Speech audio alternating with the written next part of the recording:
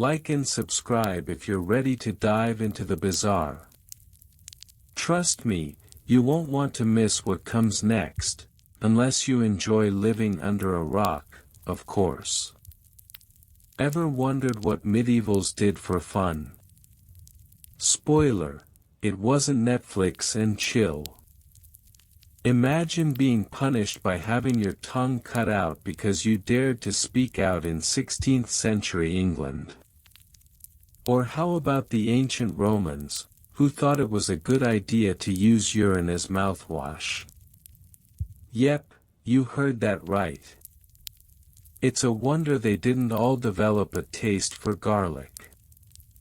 And don't even get me started on the weird sexual practices throughout history.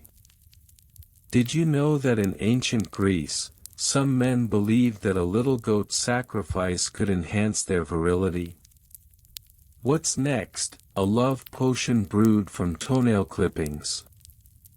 Let's also not forget about disasters, like the Great Fire of London in 1666, sparked by a baker's mishap.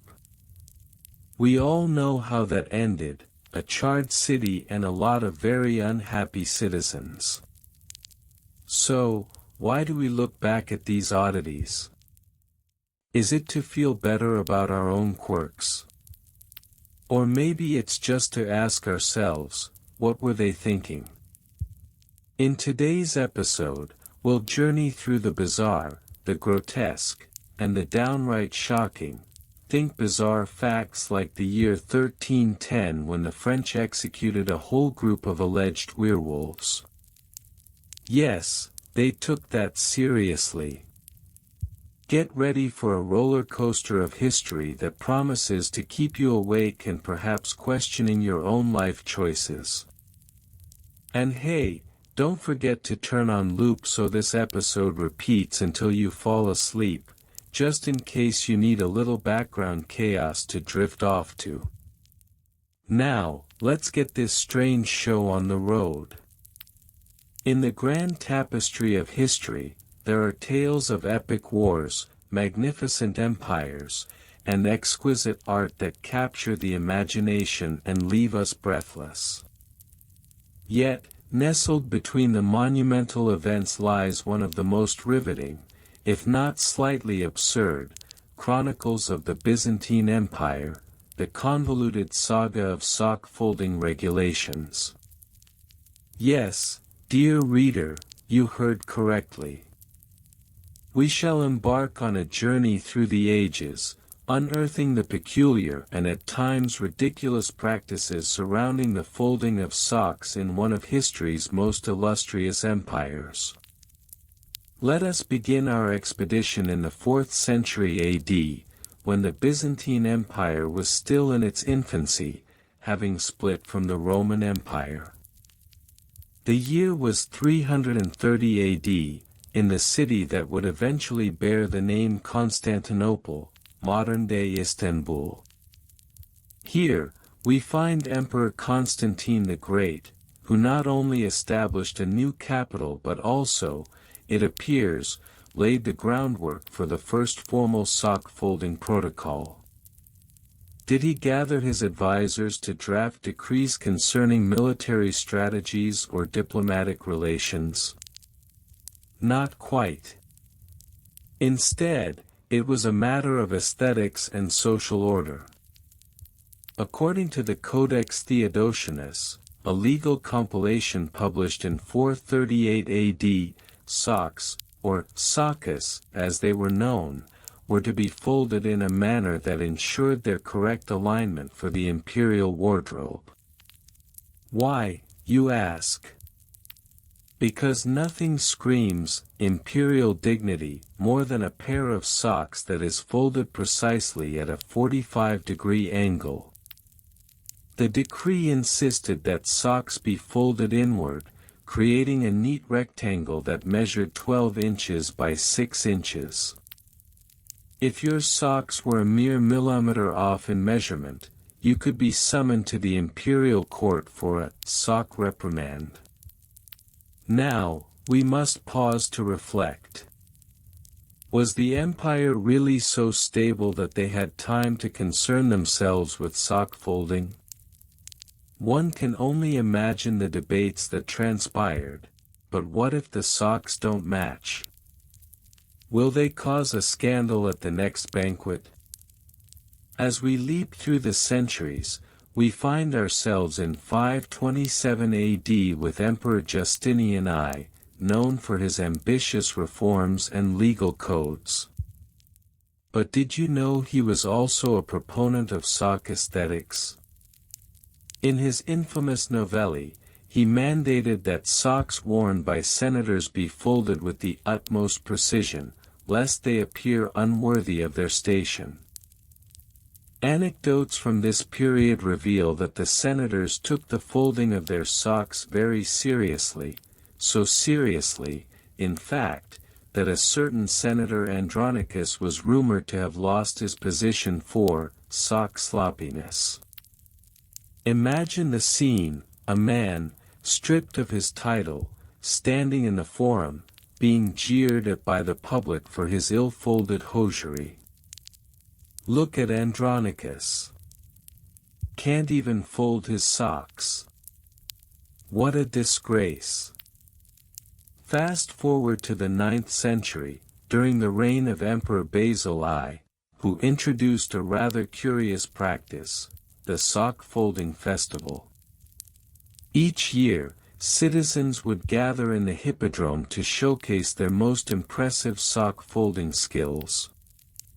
Prizes were awarded to the most dexterous folder, and yes, they included gold coins and the coveted title of Socks Maestro.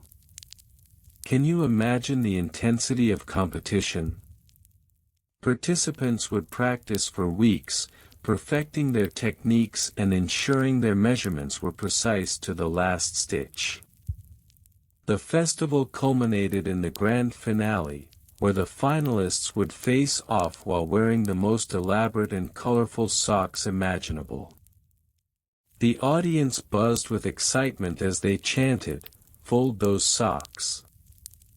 Fold them well." By the time we reached the 12th century, the practice had become so entrenched in society that the Byzantine sock folding regulations had morphed into a full-blown bureaucratic affair. Enter the sock folding inspectors. Yes, you read that right. These officials were charged with ensuring compliance with the folding regulations, and they wielded their authority with an iron fist. One such inspector, a feared figure named Michael the Folded, was known for his strict adherence to the laws. Legend has it that he once confiscated an entire shipment of socks from a merchant because they were folded too loosely. The merchant, distraught, pleaded for his wares to be returned, but Michael simply shook his head. Loose socks lead to loose morals. Now, one must wonder, were the citizens more concerned about the quality of their footwear or the authority of the sock folding inspectors? And what inspired such devotion to this seemingly mundane task? As we meander into the 13th century, we encounter the enigmatic Emperor Michael VIII Palaiologos, who, in a rather radical move, sought to unify the empire under a single sock-folding standard. His decree, known as the Great Sock Accord, mandated that all citizens must adhere to a folding technique known as the Byzantine fold, which involved intricately tucking the toe and heel into the body of the sock, creating a perfect cylindrical shape. This decree, however, sparked a minor rebellion among the populace, who were deeply attached to their regional folding styles. Some even took to the streets, brandishing their socks aloft, chanting, "Down with the Byzantine fold." A curious sight, indeed, as protesters waved their feet in defiance. But the most absurd twist in our tale comes in the form of the sock folding competitions held at the imperial court. These events were not just about folding, they involved elaborate performances. Contestants would engage in dramatic storytelling, reciting epic poems while simultaneously folding their socks. The audience would roar with laughter as a young noble attempted to recite Homer while struggling to maintain the integrity of his folding technique. In one memorable competition in 1272, a young woman named Anna became a sensation when she folded her socks while balancing a goblet of wine on her head. When she accidentally spilled the wine, her socks were deemed sacrificed to the gods of chaos, and she was declared the winner for her unintentional performance art. As the empire continued through the 14th century, the regulations became even more convoluted. The Council of Constantinople in 1350 proposed a new standard based on the color of the socks. A chart was created that dictated which colors could be folded in specific ways. For example, red socks must be folded in an exquisite triangle, while blue socks were to be rolled into a perfect cylinder. And here's the kicker: if you dared to mix colors, you could face exile from the empire. Can you imagine being banished because your socks didn't conform to the color coding system? Sorry, dear, I can't attend the gala. My socks are multicolored, and I've been exiled for fashion crimes. As we approach the twilight years of the Byzantine Empire, we see a slow decline in the rigorous sock folding regulations. The rise of the Ottoman Empire in the 15th century brought with it a shift in cultural practices, and sock folding became less of a state concern. However, the echoes of this peculiar history lingered on. In the 1453 conquest of Constantinople, it is said that the last emperor, Constantine XI, took a moment to adjust his socks before facing his fate. Perhaps he thought, at least I'll meet my end with dignity and well-folded socks. In conclusion, the Byzantine imperial sock folding regulations may seem trivial in the grand sweep of history, but they reflect the peculiarities of a society that valued aesthetics, order, and perhaps a touch of absurdity. From the meticulous measurements to the sock folding festivals, these regulations not only defined an era but also provided a source of entertainment and cultural identity for the Byzantine people. So next time you throw your socks into the hamper without a second thought, remember the grand tradition of the Byzantine Empire and their rather obsessive devotion to folding. After all, if they could care so deeply about socks, what might that say about our own modern-day obsessions? Wouldn't you agree, dear reader, that perhaps we should all take a moment to reflect on the humble sock and its place in our lives? The tedious history of Byzantine imperial sock folding regulations.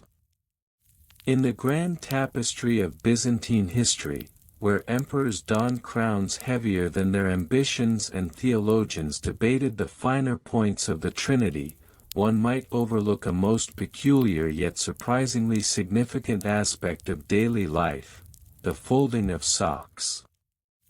Yes, the humble sock, that oft-forgotten garment, became the subject of intricate regulations and bureaucratic oversight in the Byzantine Empire. ###Construction methods and materials, 330-1453. Byzantine socks, known as sokkos, were crafted from a variety of materials. Initially, during the reign of Constantine the Great, c. 330 AD, the finest socks were made from wool, often dyed in vibrant hues using natural pigments derived from local plants and minerals. The artisans employed a blend of weaving techniques that included the complex tool method, which not only enhanced durability but also gave a pleasing texture. By the 10th century, with the empire's expansion and trade routes flourishing, silk socks became all the rage, particularly among the elite. These silk socks were not only luxurious but also incredibly expensive, with one pair costing as much as a small estate. The use of silk introduced new folding challenges. After all, who wanted their precious silks wrinkled? Hashtag costs and economic considerations. The cost of sock production was a significant factor in the Byzantine economy. By the 12th century, the production of socks had become a notable industry. An imperial edict in 1136 mandated that all socks produced for court use must be made from the finest materials and accompanied by a certificate of quality. Costs varied widely depending on the material. 1. Wool socks, 2 gold coins per pair. 2. Silk socks, 10 gold coins per pair. 3. Cotton socks, a later introduction, 3 gold coins per pair. This disparity in cost led to an interesting social phenomenon. Those who could not afford silk often resorted to elaborate sock folding techniques to elevate their woolen offerings, thus making them appear more opulent. Hashtag bureaucratic rules and punishments. The Byzantine Empire was nothing if not bureaucratic, and the regulations surrounding sock folding were no exception. In 1185, during the reign of Emperor Isaac II Angelos, a series of decrees were established, collectively known as the Pantelon Codex, which outlined the specific methods for folding socks intended for court appearances. These regulations specified: 1. The trifold method.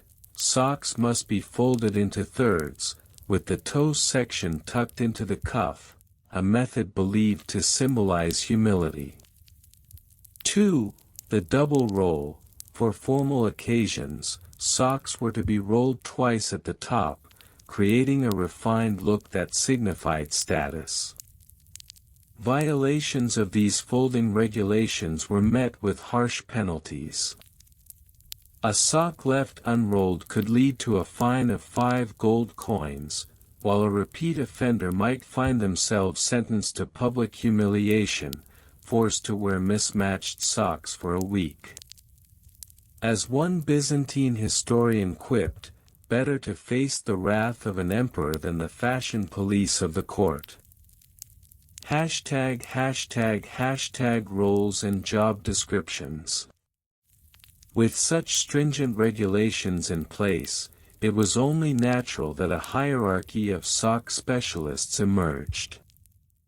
Among these roles were: 1. Sock weavers, skilled artisans responsible for the initial production. They were highly respected, and their work was often commissioned by the aristocracy. 2. Sock folders, a specialized role. These craftsmen were specifically trained in the art of folding.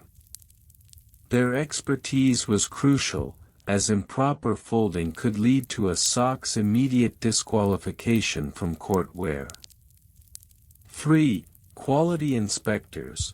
These officials ensured that all socks met the stringent standards set by the Pantelon Codex. They were known for their discerning eyes and unforgiving nature. A famous quality inspector, Nicetas the Impeccable, was rumored to have once flung a pair of socks out of a window for being a mere shadow of their potential. 4. Sock wardens, tasked with overseeing the sock inventory in imperial households. These wardens kept meticulous records, ensuring that no sock was lost to negligence. They were often the unsung heroes of the imperial wardrobe. Hashtag technical specs and inventories. By the 14th century, the Byzantine court maintained an elaborate inventory of socks, cataloging every pair with extraordinary detail. The Imperial sock inventory included the following specifications. Material type: wool, silk, cotton.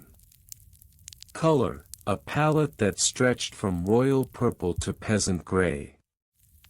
Folding method: trifold, double roll, or the recently popularized crescent fold for evening wear. Condition: new, worn, or in need of immediate repair, which was a polite way of saying tossed out. One particularly humorous entry from 1347 noted a pair of royal blue socks with gold thread, which had been mistakenly folded under the auspices of the Great Sock Folding Disaster, during a particularly chaotic sock inspection. The socks were deemed fit only for a jester afterward. Hashtag the rise and fall of sock folding regulations. As the Byzantine Empire entered a period of decline towards the end of the 14th century, the meticulous attention to sock folding began to wane. By 1400, the once sacred regulations were seen as increasingly irrelevant amid the political upheaval and economic instability.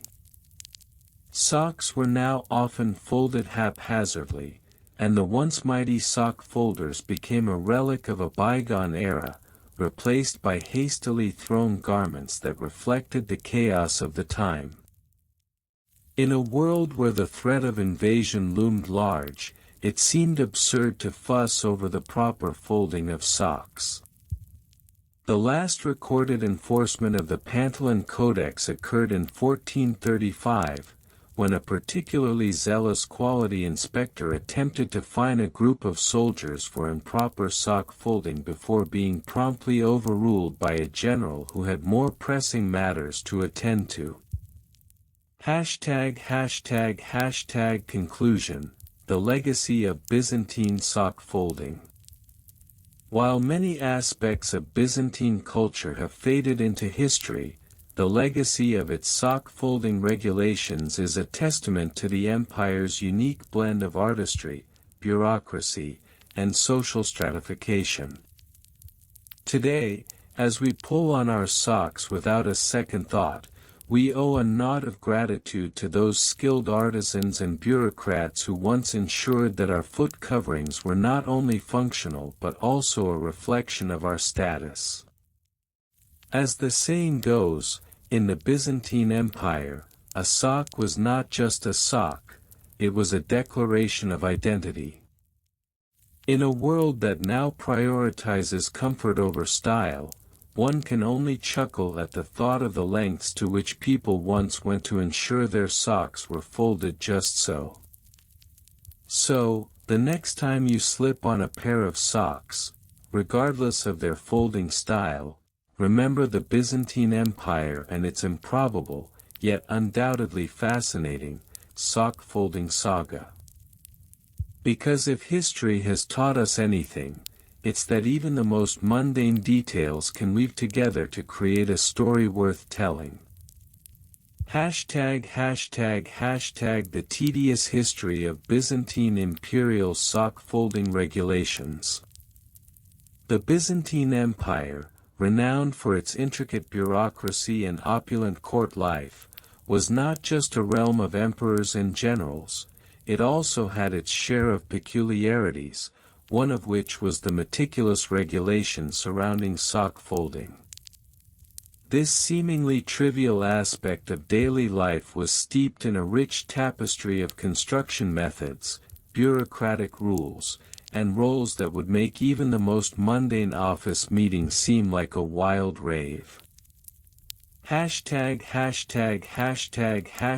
Construction methods and materials. By the 6th century, the art of sock construction had reached its zenith in Constantinople. The socks, known as sockos, were crafted from a variety of materials, each with specific regulations governing their use. The primary materials included 1. Wool, the most common material, prized for its durability and warmth. The finest wool came from the sheep of the Anatolian highlands, known for their luxurious fleece. 2. Silk, reserved for the elite, silk socks were often dyed in vibrant hues.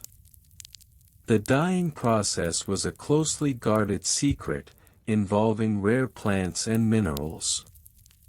Only the privileged could afford the cost, which was about 25 solidi per pair, equivalent to several weeks' wages for a common worker.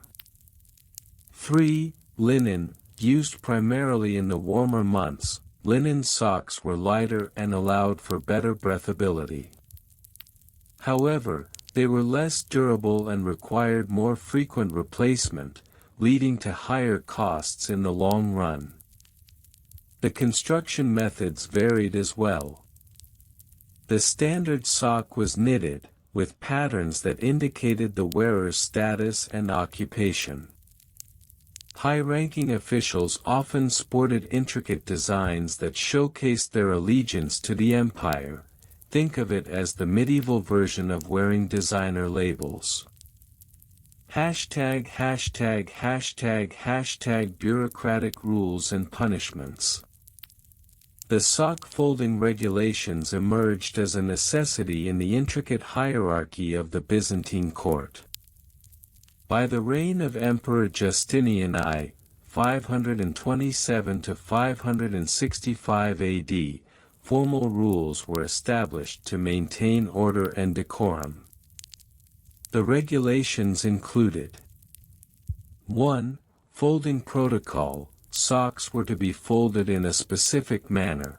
First, they must be turned inside out, then folded in thirds, and finally, placed to the left of the shoe. This process was seen as a reflection of the individual's character. Chaos in sock folding often implied chaos in governance. 2. Color coordination. Specific colors were mandated for different ranks. For example, senators were required to only wear purple or dark blue socks, while commoners could use any color, provided they were not too garish. 3. Inspections. Daily inspections were conducted by the sock inspectors, a cadre of officials tasked with ensuring compliance. Any deviation from the established folding method could result in swift punishment. Punishments for non-compliance were as creative as they were harsh. Public shaming. Offenders would be paraded through the streets of Constantinople wearing their improperly folded socks as a mark of disgrace. Material fines. If caught, one could be fined a pair of the finest silk socks for repeat offenses, a weighty penalty that could ruin a family's finances. Sock re-education camps.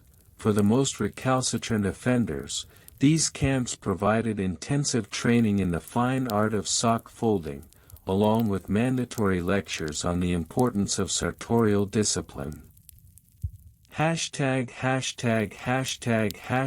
Roles and job descriptions.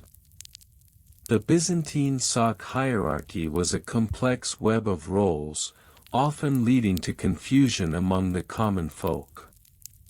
Here are the key positions. 1. Sock inspectors, tasked with ensuring adherence to the folding regulations. These individuals were often former tailors or merchants who had fallen from grace. Their keen eyes could spot an improperly folded sock at 50 paces. 2. Master sock folder, a prestigious title awarded to the individual with the most exquisite folding skills. They were often called upon to train new inspectors and advise the emperor on matters of sock etiquette. 3. Court tailor, responsible for the production of socks for the royal family and key officials. Court tailors had to keep an inventory of materials and styles, ensuring that no two pairs were alike. After all, who wants to be caught wearing the same socks as the emperor? 4. Sock archivist, a lesser-known but vital role. The archivist kept records of all sock designs and folding methods throughout the empire. Their meticulous documentation provided insight into fashion trends and social hierarchies over time. 5. Sartorial advisors. These esteemed individuals advised the emperor on sock color choices for public appearances, as the wrong hue could lead to political scandal. Imagine the diplomatic fallout from a poorly chosen shade of red. Hashtag technical specs and inventories. The Byzantine sock folding regulations also included technical specifications that would make any modern-day engineer blush. Each sock was to meet the following criteria. Length. The standard sock length was defined as reaching halfway between the ankle and the knee, with a tolerance of no more than 2 centimeters. Width. A sock's width could not exceed 10 centimeters at the cuff. Any wider, and one risked a fashion faux pas that could lead to social ostracism. Stitch count. To ensure durability, socks must contain at least 120 stitches per foot, with a reinforced heel and toe. Countless hours of labor went into achieving this. An average sock took about 20 hours to knit by hand. Hashtag inventories and stock management. The empire maintained a detailed inventory of sock materials, which included 1. Wool stockpiles. The government kept vast reserves of wool, with a minimum of 2,000 sheep's worth stored at any given time to ensure supply. 2. Silk reserves. A royal decree mandated that at least 300 meters of silk be on hand for the emperor's personal sock collection. 3. Linen stocks. Commoners' socks were produced in bulk, with an annual quota of 50,000 pairs set to meet the needs of the lower classes. 4. Accessory items. Each sock came with a designated label indicating its rank and fold method, stored in a separate inventory to prevent mix-ups. The label system was so detailed that it rivaled the modern barcode. Hashtag the impact of sock folding regulations. By the 9th century, the sock folding regulations had permeated all levels of Byzantine society. This elaborate system not only maintained order but also highlighted the empire's cultural emphasis on appearance and propriety. As a result, the phrase, "a sock folded well is a kingdom secured," became a common saying among citizens, reflecting the belief that attention to detail in one's attire, no matter how trivial, was directly correlated to one's success in life.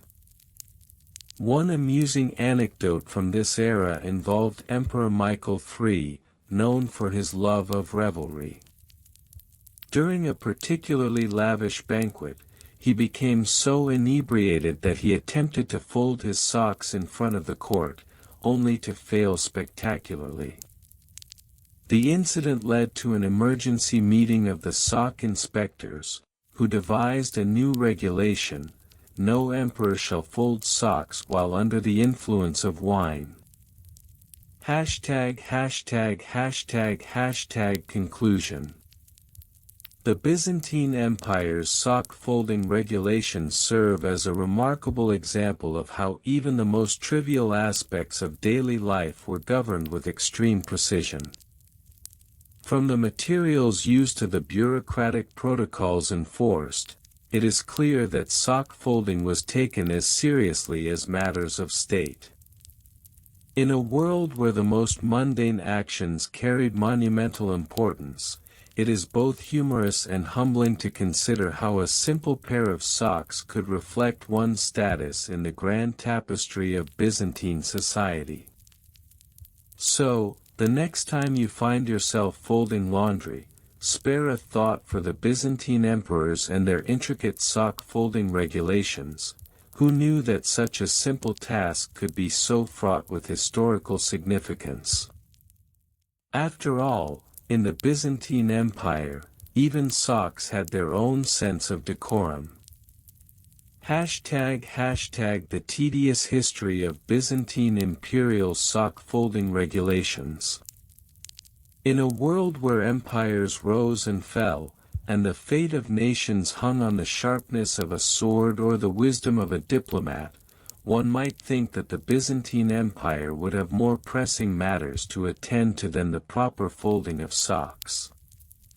Yet, from the 4th century to the fall of Constantinople in 1453, the intricacies of sock folding became a matter of imperial decree, reflecting the bureaucratic complexities and cultural idiosyncrasies of the time. Construction methods and materials. To understand the Byzantine sock folding regulations, one must first delve into the socks themselves. The primary materials used in sock construction during the Byzantine era were wool and linen.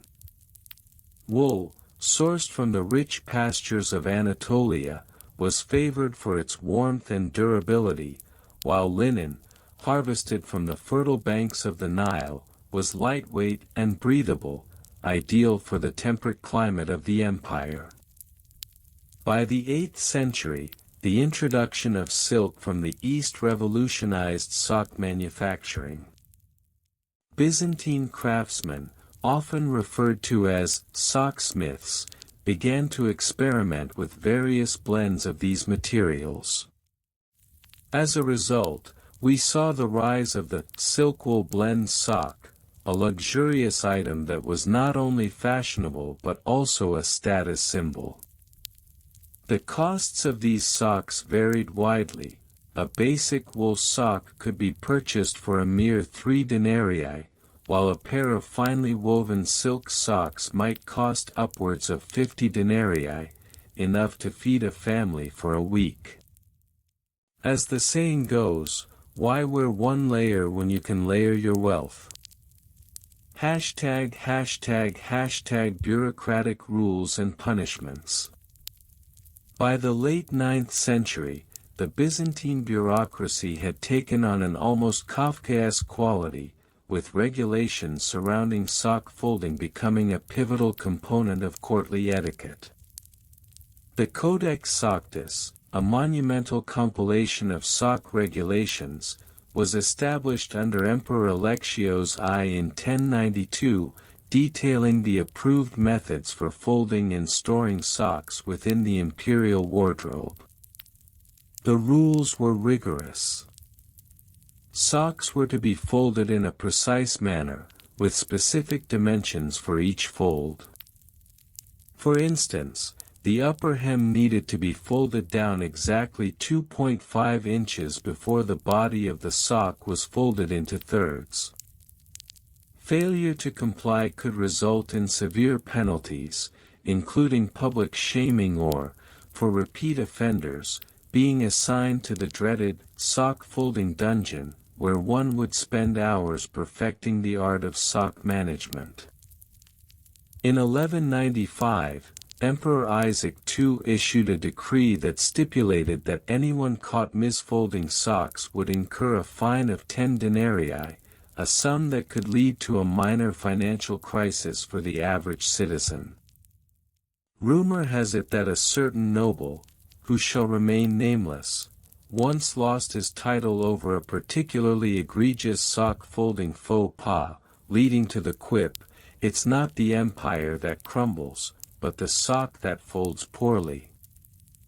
#### roles and job descriptions. The administration of sock folding regulations was overseen by a specialized department within the Byzantine court known as the Sock Bureau. This department employed a variety of roles, each with distinct responsibilities. 1. Sock inspector, tasked with the oversight of sock quality and adherence to folding regulations. These inspectors wielded a powerful magnifying glass to examine the stitching and folds of socks, ensuring that no detail was overlooked. 2. Sock archivist, responsible for maintaining records of sock inventory, including materials used and folding techniques. Each sock was assigned a unique identifier, akin to a modern-day barcode, and meticulously catalogued in the Great Sock Codex. 3. Fold master, an elite position reserved for those who had mastered the art of sock folding. Fold masters led training sessions for court officials and commoners alike, ensuring that the proper techniques were passed down through generations. Their motto: "A well-folded sock is a well-lived life." As the Byzantine Empire expanded, so did the complexity of sock folding regulations. By the 12th century, even provincial governors were required to submit reports on the sock folding practices of their regions, creating a veritable sock folding hierarchy that spanned the empire. ###Technical specs and inventories. The technical specifications for sock folding were outlined in great detail within the Codex Socctus, which included diagrams, illustrations, and even a section on the psychological benefits of a well-folded sock. Key specifications included: sock length, minimum 14 inches for knee-highs, 9 inches for ankle socks. Fold dimensions, each fold should not exceed 3 inches in width. Fabric blends, approved combinations of wool, linen, and silk were outlined, along with recommended ratios for optimal comfort and durability. Inventory management was a critical aspect of the Sock Bureau's operations. By the 13th century, an estimated 10,000 pairs of socks were catalogued in the Imperial stockroom. The inventory was meticulously organized by fabric type, color, and folding style. Every month, a grand inventory check was conducted, during which the Sock Inventory Council would gather to assess the state of the empire's sock stockpile. This council was known for its rigorous debates over which styles should remain in vogue, leading to the occasional sock fashion war. ###Cultural significance. The cultural significance of sock folding in Byzantine society cannot be overstated. Socks became more than mere articles of clothing; they were a reflection of one's status, prudence, and adherence to imperial regulations. The act of folding socks was often imbued with ritualistic importance, with families gathering around the hearth to fold their socks together as a bonding activity. In the 14th century, as the empire faced political turmoil, the symbolism of the sock took on new meaning. A well-folded sock became a sign of hope and stability in uncertain times. The phrase, as smooth as a folded sock, entered the vernacular, underscoring the high value placed on this simple act. ###legacy. The legacy of Byzantine sock folding regulations echoes through the ages. While the empire itself may have faded into history, the practice of sock folding has persisted, albeit in a less regimented form.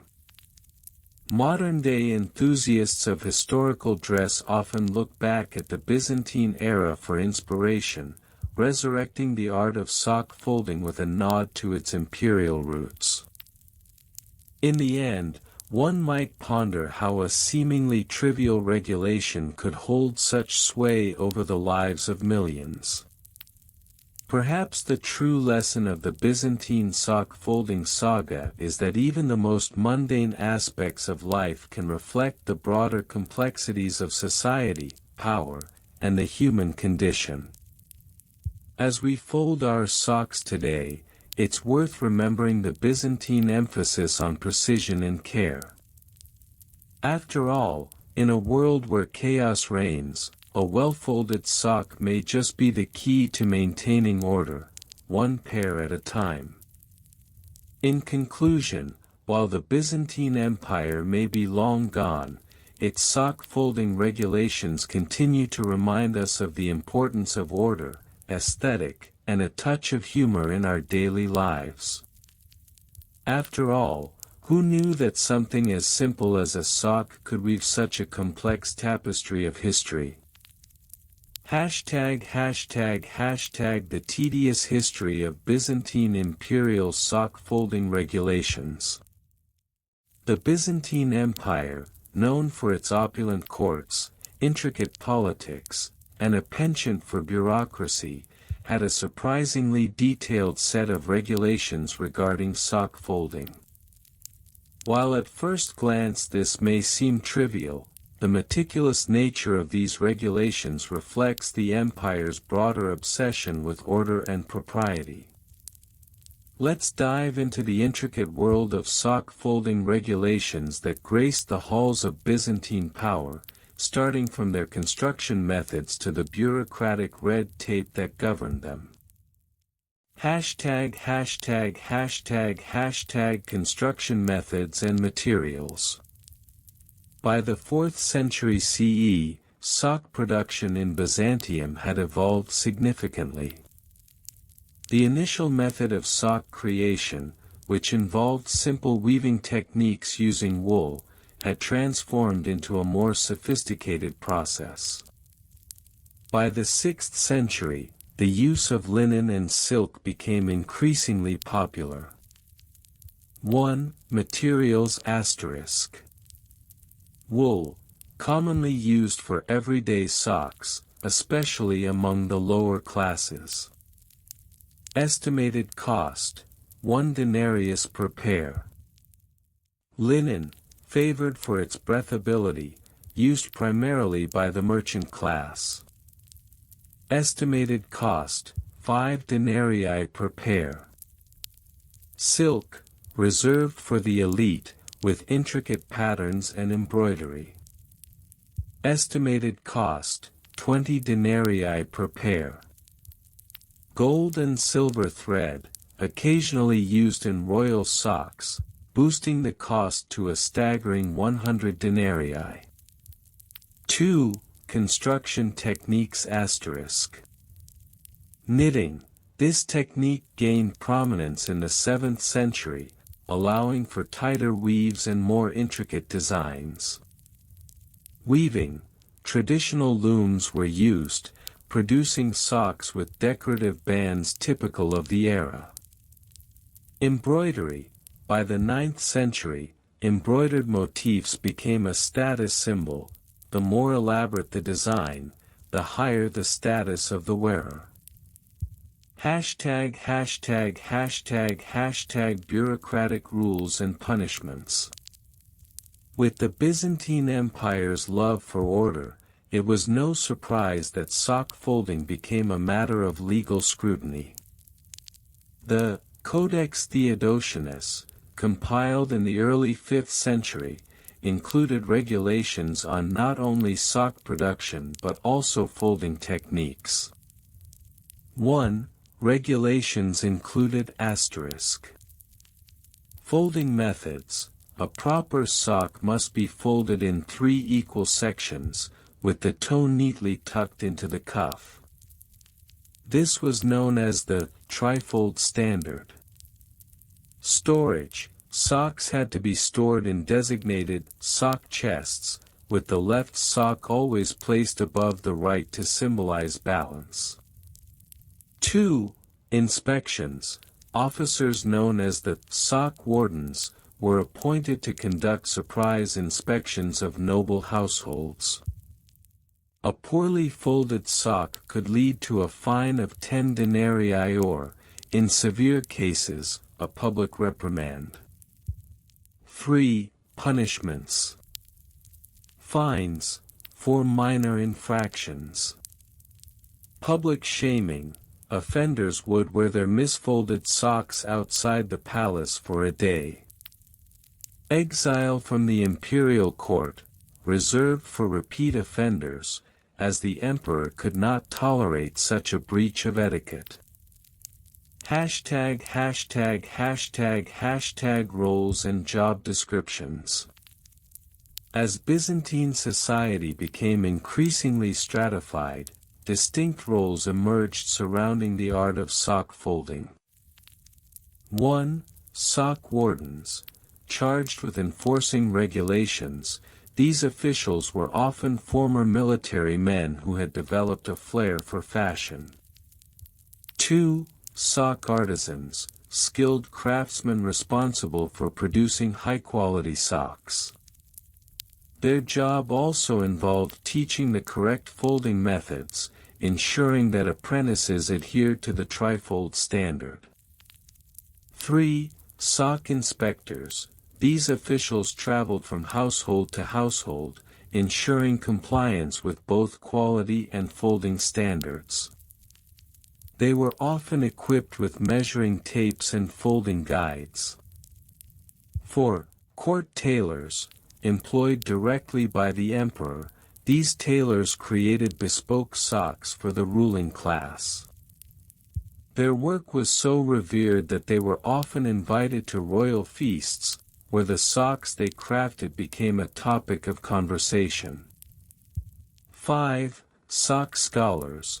A niche yet respected group, sock scholars wrote treatises on the history and philosophy of sock folding, often incorporating poetic elements. One such scholar, Ignatius the Folded, famously claimed, "A sock neatly folded is the fabric of a well-ordered mind." ##### Technical specs and inventories. The Byzantine imperial sock inventory was a meticulous affair, with detailed records kept of every pair produced and folded. 1. Technical specs ***. Length. Socks must measure between 12 to 15 inches, depending on rank. Width.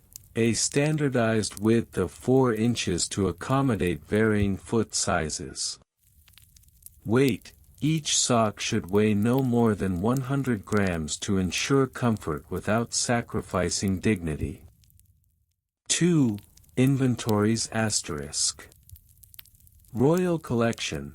By the 10th century, the imperial palace boasted over 1,000 pairs of socks, each meticulously catalogued by color, material, and folding method. Noble households. A typical noble household maintained an inventory of at least 50 pairs, with records updated quarterly. 3. Quality control. Every sock underwent a quality check, with a focus on both material integrity and adherence to folding regulations. 1 cup of silk, 1 pinch of wool, and a fold done right. What more do you need? Quipped one inspector during a particularly grueling inspection. The evolution of regulations over time. The regulations governing sock folding were not static, they evolved as the empire changed. 6th century. The introduction of the trifold standard set the groundwork for future regulations. 9th century. With the rise of the silk trade, the regulations expanded to address the quality of materials and the intricacies of folding silk socks. 11th century. As the empire faced external threats, the focus shifted toward military socks, leading to a more relaxed approach for civilian regulations in favor of practicality. 12th century. The cost of silk socks skyrocketed, leading to a new set of regulations aimed at preventing fraud and ensuring that noble households maintained proper inventories. A cultural phenomenon. Sock folding in the Byzantine Empire transcended mere practicality, it became a cultural phenomenon. 1. The Sock Folding Festival, instituted by Emperor Justinian in 527 CE, this event celebrated the art of sock folding with competitions, where the best sock folders would win lavish prizes. It was said that the winner would earn a lifetime supply of silk socks, an enviable position indeed. 2. Literary references. Poets and playwrights began incorporating sock folding into their works. One popular comedic play, The Sock That Spoke, featured a pair of socks debating their folding methods, much to the delight of the audience. 3. Fashion statements. By the 13th century, socks had become a reflection of social status. Colorful, well-folded socks were a must-have accessory for the elite, while poorly folded socks became synonymous with the lower classes. The decline of regulation. As the Byzantine Empire began to wane in the 14th century, the sock folding regulations fell into disarray. Economic decline and external pressures led to a decline in the meticulous attention once paid to this art form. 1. Dissolution of the sock wardens. With fewer resources, the sock wardens were disbanded, leading to a rise in informal folding techniques. 2. Loss of tradition. Many of the intricate folding methods were lost to history, as the focus shifted toward survival rather than sartorial elegance. 3. Legacy. The sock folding regulations of the Byzantine Empire, while seemingly trivial, laid the groundwork for the future of fashion and etiquette in Europe. Conclusion. The history of Byzantine imperial sock folding regulations is a testament to the empire's commitment to order and propriety. From construction methods to bureaucratic oversight, every aspect was meticulously crafted to reflect the grandeur of Byzantine society. While the empire may have faded into history, its legacy lives on in the folds of our socks, a reminder that even the most mundane aspects of life can be steeped in tradition and significance. So next time you find yourself folding a pair of socks, remember the Byzantine principles of the trifold standard, and perhaps consider that even in the simplest tasks, a bit of history and humor can be stitched in. After all, a well-folded sock is not just a sock, it's a piece of history waiting to be worn. The tedious history of Byzantine imperial sock folding regulations. The Byzantine Empire. A civilization known for its grandiose architecture, intricate politics, and, if you can believe it, an unyielding obsession with sock folding regulations. Yes, while most of us might think of emperors strutting in splendid robes and glorious armor, they were also knee-deep in the minutiae of textile management. So grab your folding board and get ready to dive into the tedious, yet oddly fascinating world of Byzantine imperial sock folding regulations. #### Regional variations, a cultural tapestry of footwear. The Byzantine Empire was nothing if not a geographical smorgasbord. Spanning 3 continents and a myriad of cultures, it's not surprising that sock folding took on regional flavors. In Constantinople, elegance was key. The aristocrats preferred their socks folded into neat triangles, showcasing their wealth and status. The sock had to reflect the opulence of the wearer, none of that sloppy roll nonsense here. Meanwhile, in the more rustic provinces like Thrace, practicality triumphed over pomp. The locals folded their socks into functional squares that could easily be stuffed into their sandals. You could say that, in the provinces, socks were a little rough around the edges, much like their inhabitants. By the time you ventured into the far reaches of Anatolia, you'd find even more variations. Some communities took it upon themselves to create elaborate sock origami, folding their woolen wonders into intricate shapes that might resemble birds or even mythical creatures. These were not merely garments but artistic expressions, and one could argue that they rivaled the great mosaics of the Hagia Sophia in terms of cultural significance. Who knew that the humble sock could be a canvas for such creativity? #### Laws, edicts, and taxes, the sock code of conduct. As with all things Byzantine, sock folding was not left to the whims of the fashionably inclined. Oh no, dear reader. The state took a keen interest in how its citizens presented their feet. In 534 AD, Emperor Justinian I issued the famous Edict of Sock Etiquette, which laid down the foundational laws governing sock aesthetics. This edict mandated that all public officials must wear socks folded according to the hierarchical structure of the empire. Only the highest-ranking nobles could sport the elegant triangular fold, while the lesser bureaucrats had to make do with a simple rectangle. But wait, there's more. The sock folding regulations didn't just apply to public officials, they extended to the tax code as well. An elaborate system of sock taxes was instituted based on the complexity of the fold. The more intricate the fold, the heftier the tax.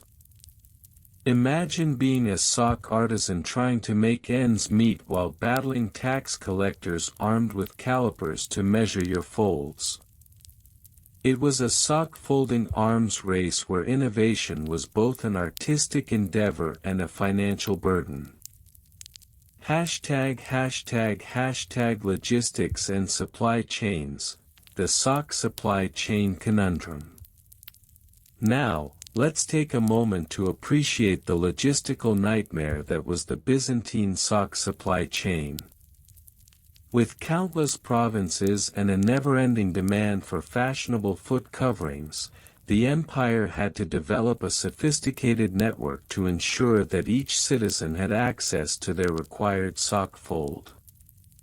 Wool was shipped from the lush pastures of Anatolia, cotton from the sun-drenched fields of Egypt, and silk from the far reaches of China.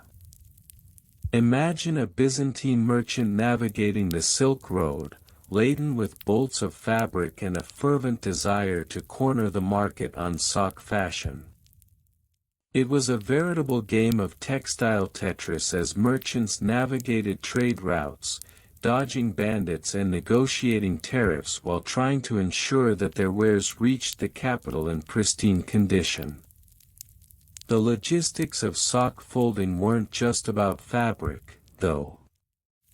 The empire employed a cadre of skilled artisans, known as the fold masters, who traveled from town to town, offering their expertise in proper sock folding techniques.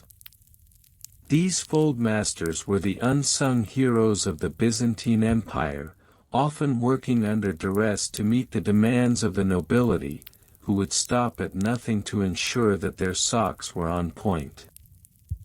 #### record keeping, the Byzantine bureaucratic ballet. Record keeping. The lifeblood of the Byzantine bureaucracy and the bane of every hapless clerk's existence. The empire was famous for its piles of scrolls and ledgers, chronicling everything from tax collection to sock folding compliance. Each province was required to submit quarterly reports on their sock inventory, detailing the types of folds in use, the number of socks produced, and any deviations from the mandated regulations. You might think this was a simple task, but no. Byzantine clerks meticulously recorded every detail, using an elaborate system of symbols and abbreviations. A sock folded in the approved triangular style would be denoted as F1, while a rogue square fold would be marked as F2. Each region had its own quirks, leading to an explosion of codes that would make any modern-day IT department weep. These records were not just for show, they were essential for the enforcement of sock laws.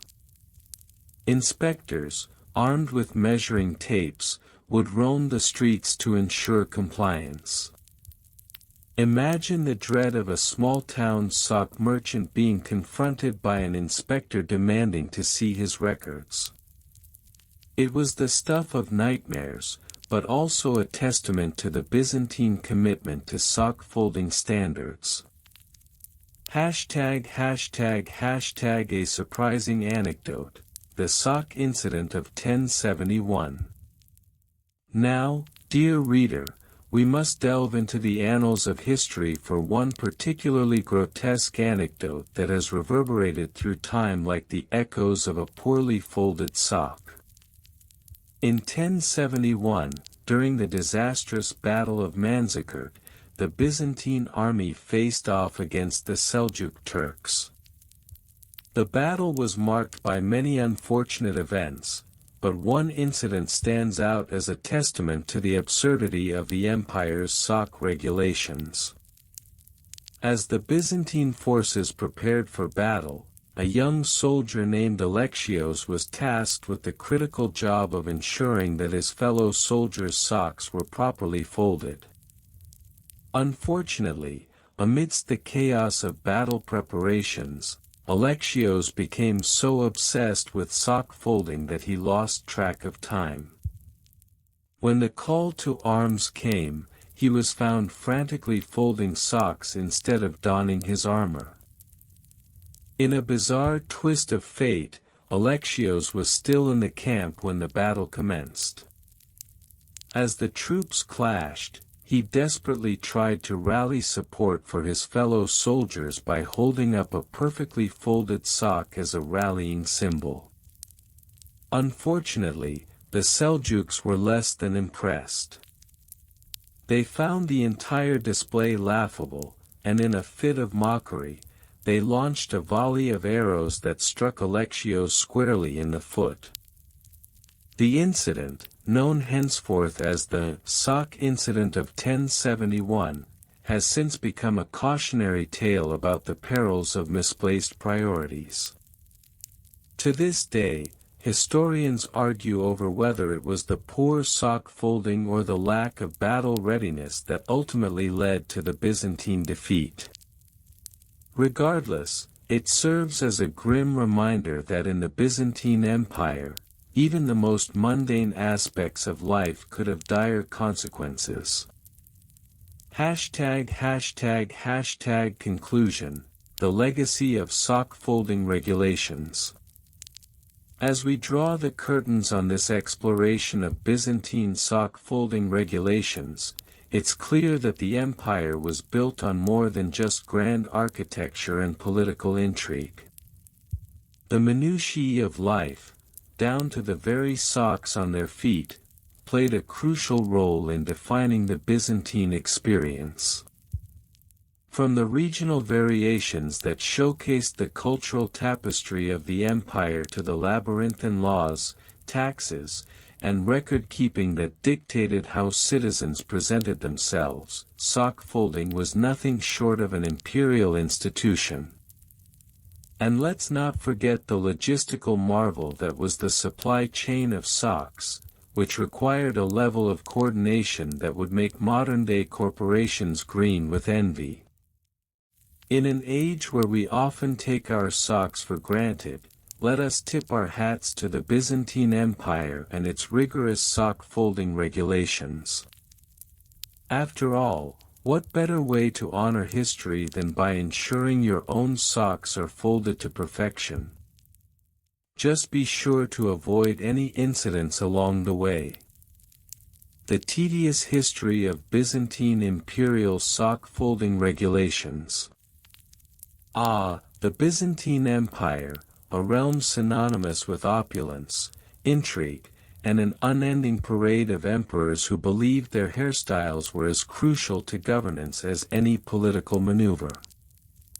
While many might think of their grand churches, intricate mosaics, and a penchant for backstabbing, literally and figuratively, few cast a glance towards the more mundane yet utterly captivating topic of sock folding regulations. Yes, dear reader, strap in as we embark on a mind-numbing journey through the labyrinthine sock folding laws of the Byzantine Empire, a tale as convoluted as a pair of socks left to their own devices in the dark recesses of a laundry basket.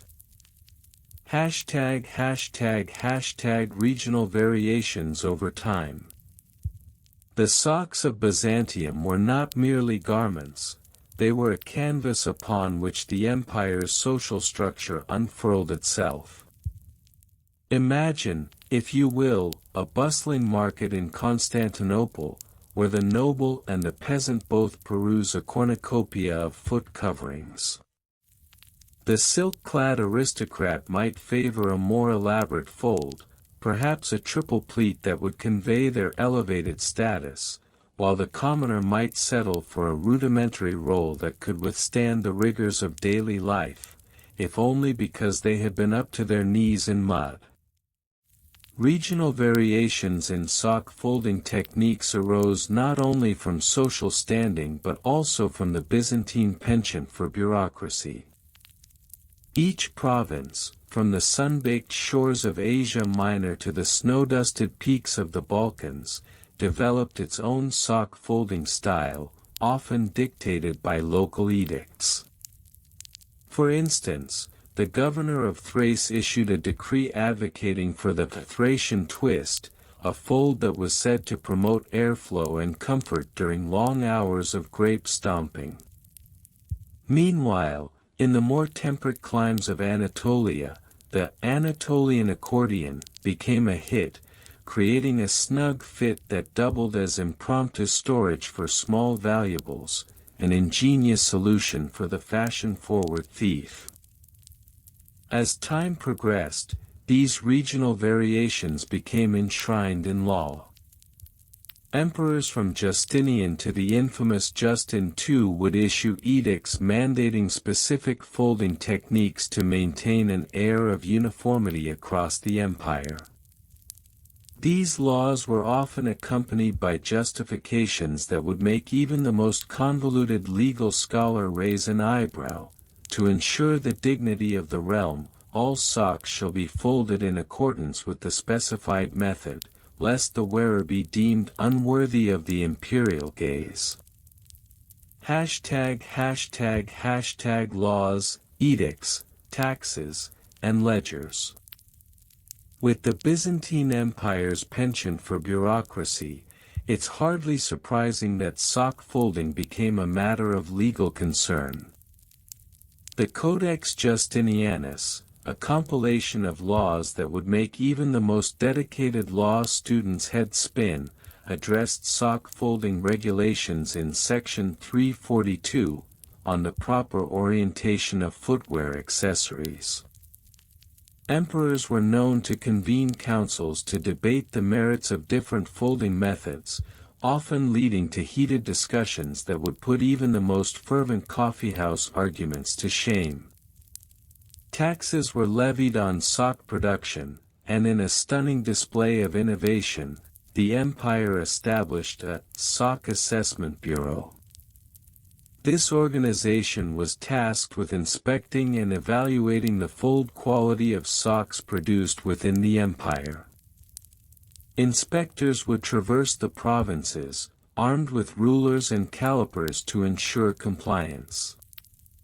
Failure to adhere to the imperial standards resulted in hefty fines, or worse, public humiliation, which in the Byzantine context often involved being paraded through the streets while wearing the very socks one had failed to fold correctly, a fate worse than death for the fashion-conscious.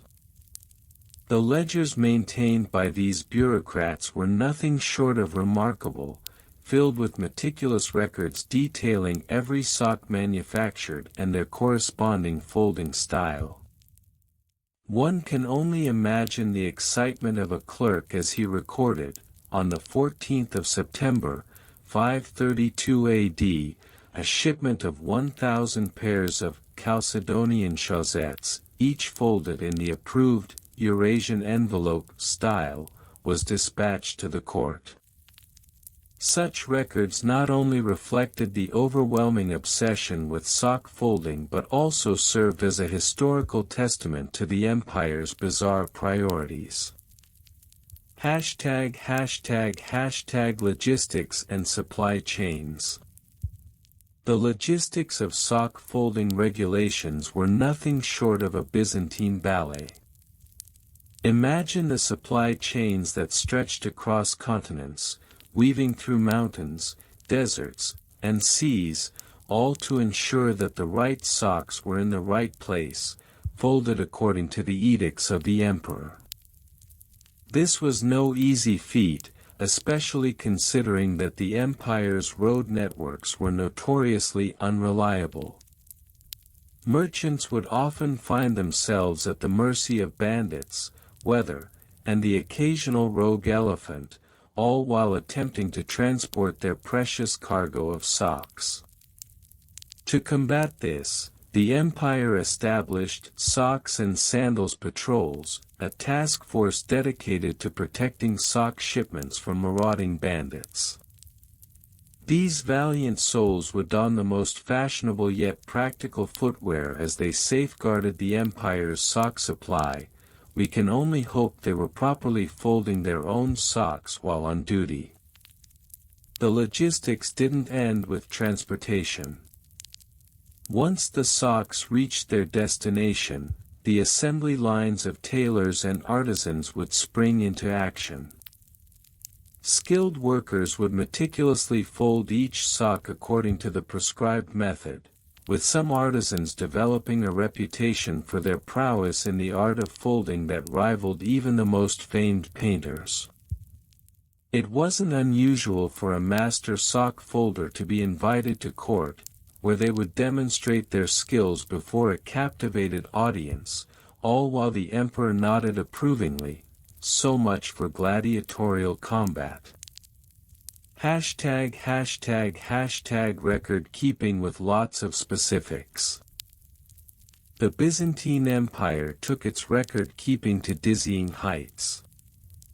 In any given year, thousands of scrolls chronicled the minutiae of sock folding regulations, complete with illustrations and diagrams that would make any modern-day IKEA instruction manual seem like a children's book. The bureaucrats took it upon themselves to document every conceivable aspect of sock folding, from the angle of the fold to the precise measurements of the accompanying footwear. One particularly notorious document, known as the Imperial Sock Codex, detailed varying folding techniques, including the Constantinopolitan crescent and the Macedonian muffle. Each technique was accompanied by a series of flowcharts, complete with footnotes referencing historical precedents. If the sock be of wool, apply the muffle technique; if of silk, proceed to the crescent, but beware of fraying. Yet, for all the intricacies of record-keeping, it was the sheer volume of paper generated that truly boggled the mind. The Chancellery of Socks, as it was known, employed an army of scribes who would spend their days copying and cross-referencing regulations. This led to some truly amusing situations, such as when a clerk accidentally transposed the figures for sock taxes with those for the tithe on goat milk, resulting in a temporary panic among the livestock owners of Thrace. One surprising, borderline grotesque anecdote. Perhaps the piece de resistance of this saga is the infamous sock plague of 590 AD. Yes, you read that correctly. In what can only be described as a tragicomic twist of fate, a shipment of socks tainted by a particularly voracious breed of moth arrived at the imperial court. This invasion led to a widespread panic as nobles found their precious foot coverings being reduced to mere threads before their very eyes. In a frantic attempt to combat this disaster, a decree was issued mandating that all socks be inspected and cleansed before being worn. The method of cleansing: a concoction of vinegar and crushed garlic, which, while effective in repelling moths, left wearers with a rather pungent aroma. This led to the bizarre phenomenon of nobles parading through the streets, their noses held high in an effort to avoid the stench of their own socks, while commoners cackled at the sight of the elite reduced to such absurdity. The repercussions of the sock plague were profound, resulting in a temporary shift in fashion. With the majority of socks in disarray, the populace turned to alternatives, including the infamous barefoot chic, which, while liberating, led to a rise in foot-related ailments and a general decline in hygiene standards. Conclusion. So, dear reader, as you contemplate the legacies of the Byzantine Empire, remember that beneath the layers of political intrigue, architectural marvels, and historical figures lies the bizarre world of sock-folding regulations. This seemingly innocuous topic encapsulates a time when the very fabric of society was woven together, quite literally, by the threads of bureaucracy, law, and a dash of absurdity. Next time you toss your socks into the dryer, spare a thought for those Byzantine bureaucrats who toiled away, ensuring that the empire's socks were folded to perfection. After all, when history is this convoluted, it's always the little things that come back to bite you. The tedious history of Byzantine imperial sock folding regulations. Ah, the Byzantine Empire. A historical gem where intrigue, art, and bureaucracy collided in a dazzling display of excess, though perhaps not in the way one might think. While most people think of the Byzantine Empire as a grand stage for emperors, wars, and theological debates, we're here to peel back the layers and uncover the truly riveting world of imperial sock folding regulations. Yes, you read that right, sock folding.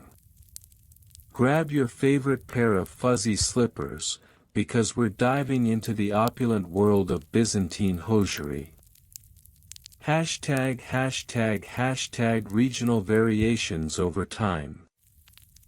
In the cradle of the Eastern Roman Empire, the elegance of sock folding varied not only by the whims of the ruling class but also by the quirky tastes of the provinces. In Constantinople, the capital, the fashion was sophisticated and often dictated by the latest whims of the aristocracy. Sock folding here was less about practicality and more about making a statement, with sock folds resembling origami masterpieces. The double-twisted Byzantine fold, for example, was all the rage among the well-to-do, a style that would make even the most avant-garde fashion designers of today green with envy. However, venture out to the provinces, and you'd find a more relaxed approach. In regions like Thrace or Anatolia, socks were folded with a certain rustic charm. The peasant's cuff became a staple, where socks were rolled up with little regard to the aesthetics but rather focused on the functionality of getting through the day without stepping on one's own foot. Provincial regulations, often dictated by local governors, allowed for a certain laissez-faire attitude towards sock folding, an early testament to the age-old debate of form versus function. #### laws, edicts, and taxes. In a society where every detail mattered, down to the very folds of one's socks, you can be sure that the Byzantine emperors weren't going to let something as trivial as hosiery go unchecked. Edicts were issued with the fervor of a caffeinated squirrel, laying out specific rules for sock folding. The most famous edict, the Edict of the Six Folds, mandated that all citizens must adhere to a six-fold sock standard, a decision that sent shockwaves through the empire. And, of course, no regulation would be complete without a tax. The sock tax of 532 AD was instituted to ensure compliance. Any citizen caught folding their socks in a non-standard manner would be subject to hefty fines. The tax was not merely a financial burden but also a social penalty. Imagine being the talk of the town for having your socks folded incorrectly, an equivalent to being caught wearing last season's tunic. The imperial tax collectors, with their ledgers and quills, were notorious for scrutinizing the sock styles of the citizenry, ensuring that everyone was paying their fair share for the privilege of wearing neatly folded socks. #### logistics and supply chains. But let's not forget the logistical nightmare that these sock regulations created. Picture it, a bustling marketplace in Constantinople, filled with merchants hawking their wares, while a separate line of traders, known as sock logistics specialists, awaited their turn. These were not your average merchants, they were the unsung heroes of the sock world, tasked with sourcing the finest wool and silk to meet the empire's strict sock standards. The supply chain for sock production was a marvel in its own right. Wool was shipped from the pastoral fields of Anatolia, while silk came from the far-flung reaches of Asia. The Byzantine Empire, ever the overachiever, developed a network of roads and waterways to ensure that sock shipments arrived on time. We can only imagine the conversations that took place in the heights of these supply chain meetings. Gentlemen, we cannot have our silk socks arriving in a tangle. Have you seen what the emperor does to those who misfold? We must double-check every shipment. ## Record keeping with lots of specifics. Record keeping, the unsung hero of Byzantine bureaucracy. The meticulous scribes, armed with ink and parchment, documented everything from imperial edicts to the number of socks folded in the capital. The sock ledger of 600 AD, for instance, is a fascinating document that chronicles sock folding practices across the empire. It details the number of socks produced, folded, and sold, down to the last thread. One particularly riveting entry notes the annual sock festival, a grand event where citizens would showcase their best folds. The reports indicate that in 603 AD, a whopping 10,000 pairs of socks were displayed, with a staggering 62% conforming to the emperor's preferred style. The festival was not just a showcase but a competition, with judges assigned to inspect the folds and declare the sock sovereign of the year. The winner, often a local artisan, would gain fame, fortune, and a lifetime supply of luxurious fabric, while the losers would be, well, left to sulk in their sad, unremarkable sock folds. One surprising, borderline grotesque anecdote. Now, let's take a turn down the less than pleasant side of sock folding regulations. Among the countless tales of sock-related drama, one story stands out, and it's a doozy. In 573 AD, during the reign of Emperor Justin II, a notorious sock rogue named Alexios was arrested for non-compliance with the sock folding regulations. His crime: folding his socks in a manner deemed disturbingly avant-garde.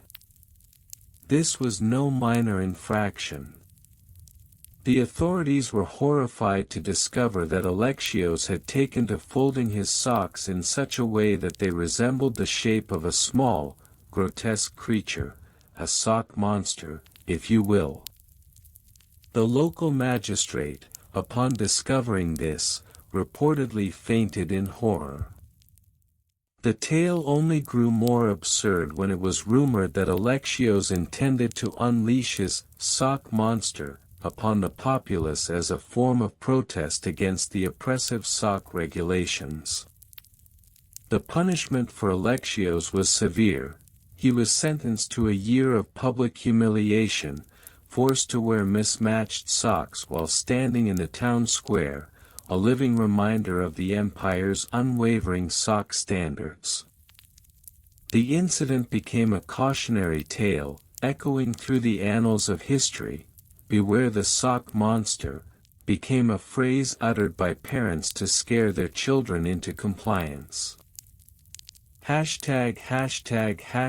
Conclusion. So there you have it, the surprisingly rich history of Byzantine imperial sock folding regulations. From the opulence of the capital to the rustic charm of the provinces, and from the legal ramifications of sock folding to the logistics of sourcing materials, this tale proves that even the most mundane aspects of life can be steeped in drama.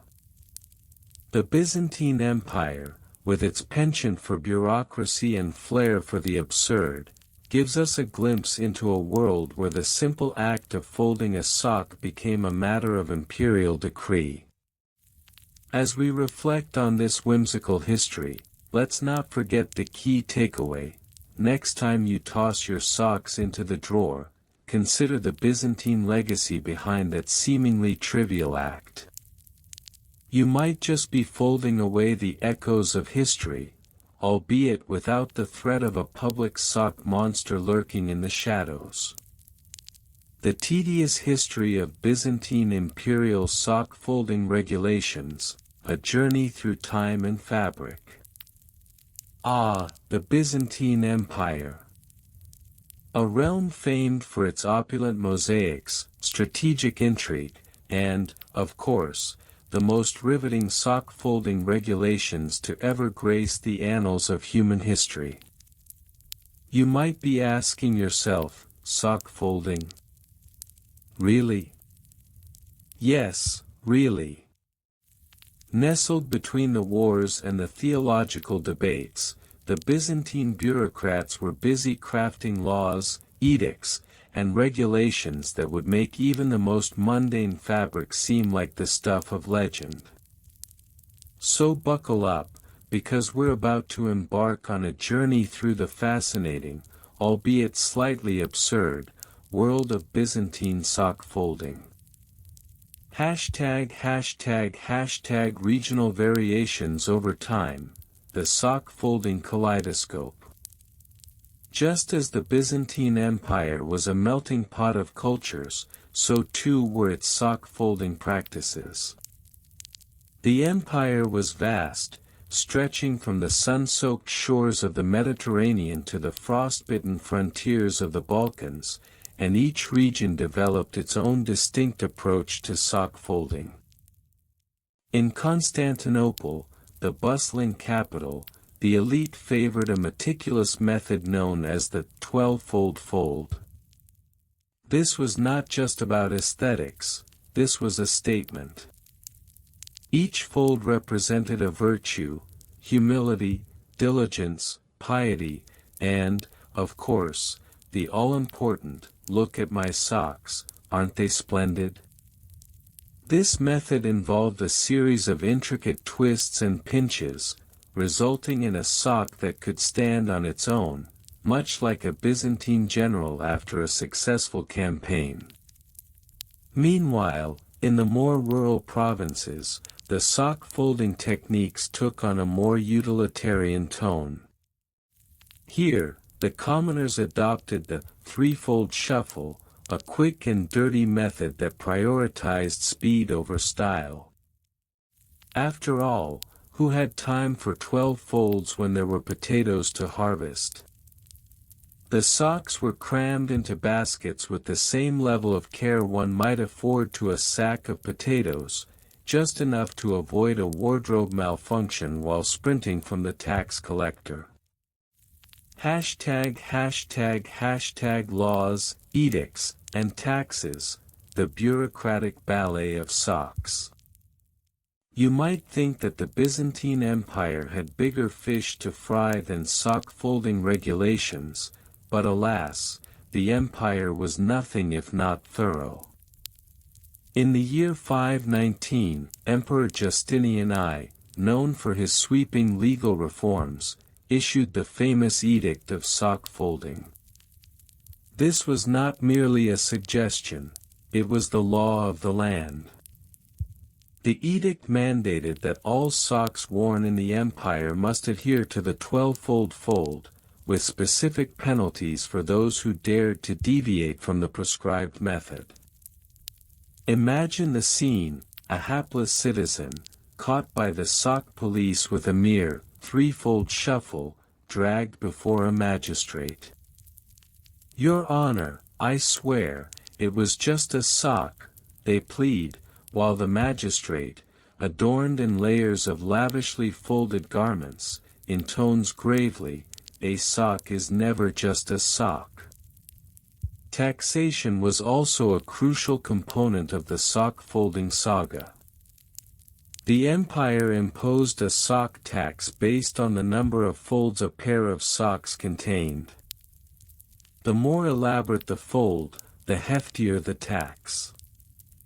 This resulted in a thriving black market for unofficial sock-folding services, where skilled artisans would fold socks behind closed doors for a fraction of the cost.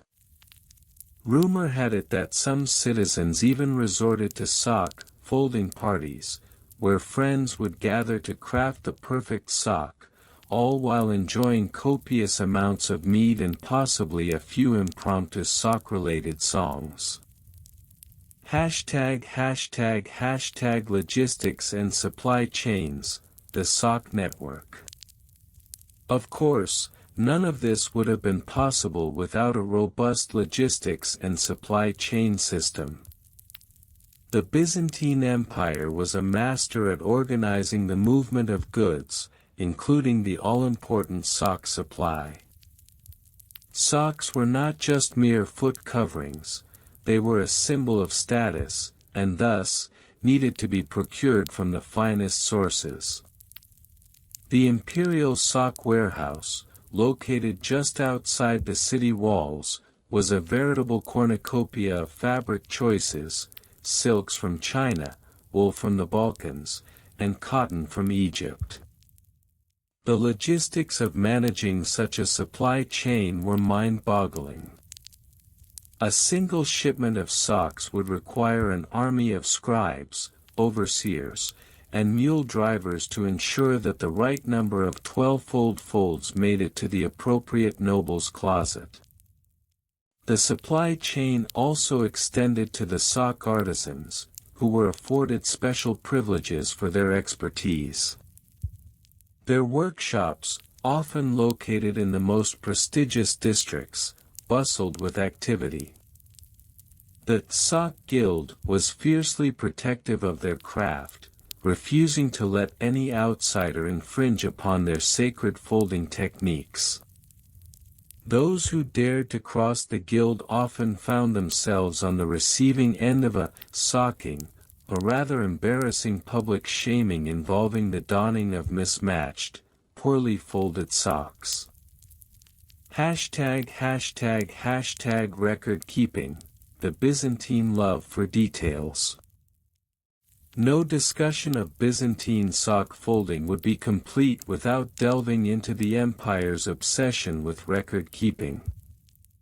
The sheer volume of documentation surrounding sock folding regulations is nothing short of staggering. Every fold, every sock, every tax, recorded with painstaking precision. The Great Sock Ledger, a tome that would make even the most seasoned accountant weep with joy, tracked every aspect of sock production and consumption. It included detailed entries such as the date of manufacture, the name of the artisan, the number of folds, and even the color of the dye used.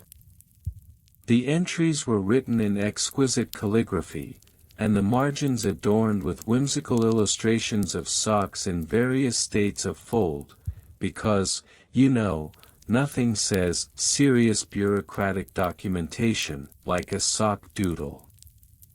Every year, the empire would hold a grand sock census, where citizens were required to report their sock inventory. Officials would go door to door, armed with clipboards and an insatiable thirst for sock-related statistics. "Do you have 12 socks?" they would ask. "Yes, but I only fold 5, the citizen would reply, only to be met with a disapproving shake of the head. The results of the census would then be compiled, analyzed, and presented to the emperor in a grand ceremony, complete with musical performances dedicated to the glory of socks. #### A surprising, borderline grotesque anecdote. As we near the end of our journey through this fabric-woven epic, it's time to share a particularly grotesque anecdote that showcases just how far the Byzantine obsession with sock folding could go.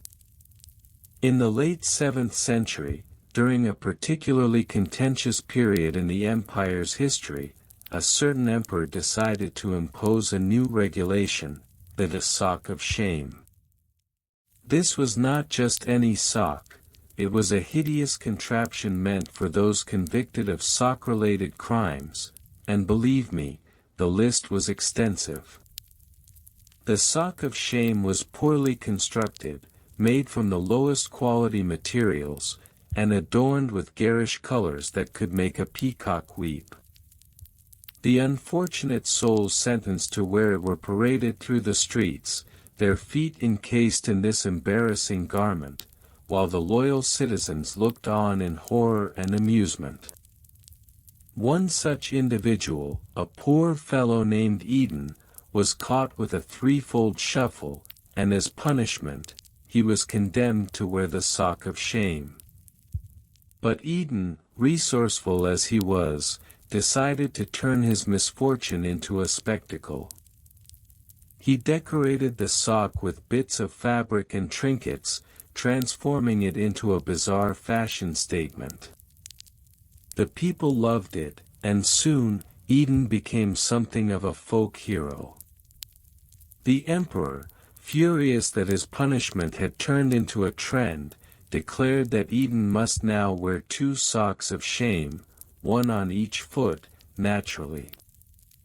And thus, the empire witnessed the rise of the double sock phenomenon, a fad that would echo through the ages, leaving a legacy that would baffle historians for centuries to come.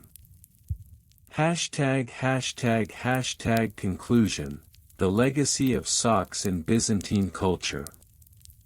So there you have it, an epic tale of the Byzantine Empire's sock-folding regulations, a saga filled with absurdity, bureaucracy, and a touch of grotesque humor. From the 12-fold fold of the elite to the humble 3-fold shuffle of the commoners, the empire's obsession with socks reflected its broader cultural values, complexity, beauty, and an inexplicable penchant for public shaming. As we look back at this peculiar chapter in history, let us remember that the next time you find yourself folding socks, you're not merely performing a mundane chore. You're partaking in a tradition that has echoed through the ages, a tradition that reminds us that sometimes, the most tedious details can reveal the most profound truths about who we are.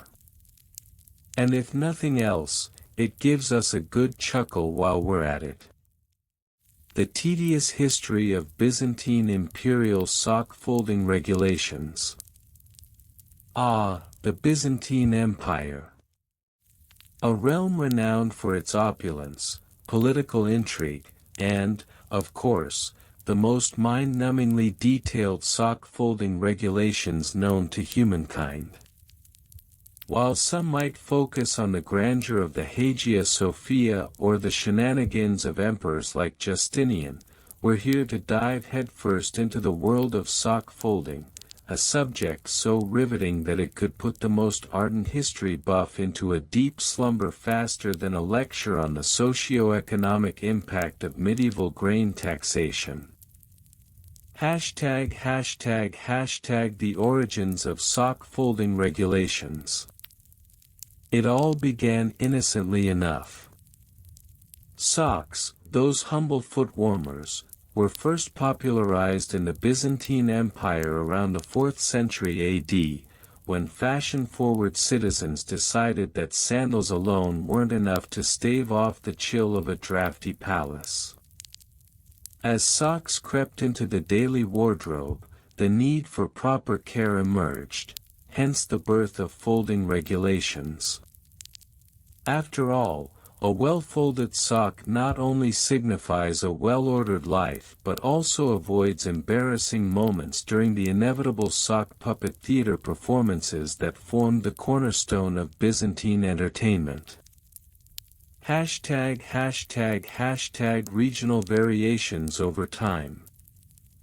As the Byzantine Empire sprawled across diverse regions, from the bustling streets of Constantinople to the sun-soaked shores of the Aegean, sock-folding practices began to develop regional quirks. In Constantinople, for instance, the Constantinopolitan trifold emerged as the gold standard. This technique involved folding a single sock into thirds, producing a compact shape that could be stacked neatly in drawers, avoiding the chaos of mismatched pairs that plagued lesser cities. Meanwhile, in the provinces, things were less uniform. In the mountainous regions of Thrace, villagers favored the Thracian tuck, a method that involved rolling the sock into a tight cylinder before securing it with a length of twine. This was believed to protect the socks from marauding goats, an understandable concern given the local fauna's propensity for mischief. The result? A delightful patchwork of sock folding methods that would make any bureaucrat's head spin. ##### laws, edicts, and taxes galore. Naturally, the Byzantine Empire could not allow such chaos to persist unchecked. Enter the infamous Edict of Sock Management issued by Emperor Leo VI in the 10th century. This edict mandated that all citizens, from the highest patricians to the lowliest peasants, adhere to the approved sock folding methods of their respective regions. Violators faced hefty fines, leading to a veritable sock folding black market where underground sock artists thrived, churning out illegal designs that flouted the emperor's decree. For those who thought they could evade the sock police, the empire introduced a tax on improperly folded socks. Yes, that's right, a tax on sock folding. Bureaucrats meticulously recorded these taxes, ensuring that every unkempt sock was duly noted in the ledgers, complete with illustrations of the offending folds. This led to a flourishing industry of sock inspectors, armed with folding templates and a keen eye for detail, who patrolled the streets in search of rogue socks. #### logistics and supply chains. As the empire expanded, so did the logistical challenges in sock supply chains. The Imperial Sock Factory, located just outside Constantinople, produced thousands of pairs daily, each stamped with the imperial seal to guarantee authenticity. The logistics involved in transporting these socks, each one folded according to a strict set of regulations, were nothing short of Herculean. Traders navigated the treacherous roads of the empire, laden with crates of carefully folded socks, all while avoiding bandits and the occasional goat. The Byzantine navy even got involved, ensuring that socks from distant lands could make it to the capital without losing their carefully curated folds. If a shipment arrived with a single sock out of order, the entire cargo might be rejected, leading to widespread panic among sock merchants. #### record keeping with lots of specifics. The Byzantine penchant for record keeping extended far beyond mere taxes. Each city maintained a meticulous archive of sock folding practices, complete with annotations on the effectiveness of various methods. In 12th century Constantinople, the Grand Sock Archive was established, where scribes meticulously documented every detail of sock folding, from the angle of the fold to the preferred fabric type. Imagine a team of scribes, ink-stained fingers flying over parchment, arguing passionately over the merits of the double fold versus the single roll. These records included, believe it or not, sock folding competitions, complete with detailed accounts of the winning techniques and the unfortunate fates of the losing competitors, like the infamous sock duel of 1132, where a misfolded sock led to a scandal that rocked the empire. #### A surprising anecdote. Now, prepare yourself for the piece de resistance of our sock saga, the tale of the Sock of Doom. Legend has it that during the reign of Emperor Manuel I Comnenos, a particularly ambitious sock inspector stumbled upon a conspiracy involving the royal laundry. This clandestine operation involved the creation of cursed socks, allegedly crafted from the wool of sheep that had been struck by lightning. These socks were rumored to bring misfortune to anyone who wore them, leading to disastrous outcomes ranging from embarrassing wardrobe malfunctions to catastrophic social faux pas. When the inspector uncovered the plot, he was faced with a dilemma of epic proportions: expose the scandal and risk the wrath of the emperor, or keep quiet and enjoy a lifetime supply of perfectly folded socks. In a twist that could only happen in Byzantium, the inspector chose to confront the emperor directly. He presented the cursed socks as evidence, leading to a royal decree that forever banned the production of any sock suspected of harboring ill will. The emperor, however, was not pleased. In a fit of rage, he commanded that all cursed socks be ceremoniously burned in the hippodrome, an event that turned into an impromptu festival as citizens gathered to watch the fiery spectacle. Thus, the legacy of the sock-folding regulations not only shaped the foot fashion of the empire but also became a cautionary tale, a reminder that sometimes, the most mundane objects can harbor the most ludicrous of fates. ###Conclusion. So there you have it, the tedious yet bizarre history of Byzantine imperial sock-folding regulations. From the regional variations and intricate laws to the logistical nightmares and laughable anecdotes, we've explored a cultural phenomenon that, while seemingly trivial, reveals much about the society that birthed it. Next time you find yourself battling with a pair of socks, remember the Byzantine Empire and their tireless efforts to ensure that every fold was perfect. After all, if they could manage to create a bureaucratic nightmare over such a simple garment, surely we can tackle our laundry with a bit more reverence. Just make sure to avoid any cursed socks. You never know what kind of misfortune might come your way. The tedious history of Byzantine imperial sock-folding regulations. The Byzantine Empire, renowned for its intricate bureaucracy, lavish court life, and sophisticated arts, also harbored a lesser-known but equally fascinating aspect of daily life: the meticulous regulations governing sock folding. At first glance, one might dismiss this as a trivial footnote in the annals of history, but a closer examination reveals a tapestry of minor figures, petty rules, and unexpected consequences that reflect the broader culture and social dynamics of the time. ###Minor figures and petty rules. The Byzantine court was filled with individuals of varying significance, from the emperor himself down to the countless attendants and minor officials who facilitated daily life in the palace.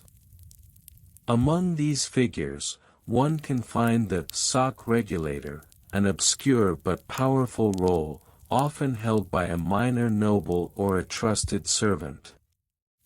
Their primary responsibility was to ensure that the emperor's socks were folded according to the intricate regulations established under Emperor Justinian I in the 6th century. These regulations were not mere guidelines but rather a reflection of the empire's obsession with order and hierarchy. The sock folding process involved a series of steps detailed in a now-lost manuscript titled De Socis Ordinatio. According to surviving fragments, socks were to be folded in a specific way that denoted the wearer's status.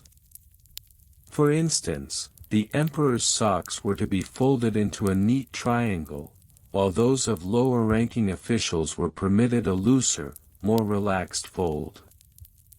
One particularly notorious incident occurred in 1042 when a minor courtier named Michael of Chios was summoned to the imperial court after his socks were found improperly folded. This event, later dubbed the sock scandal, led to a public trial where Michael defended himself by citing the Laws of the Fold, a collection of regulations that had seemingly been lost to time.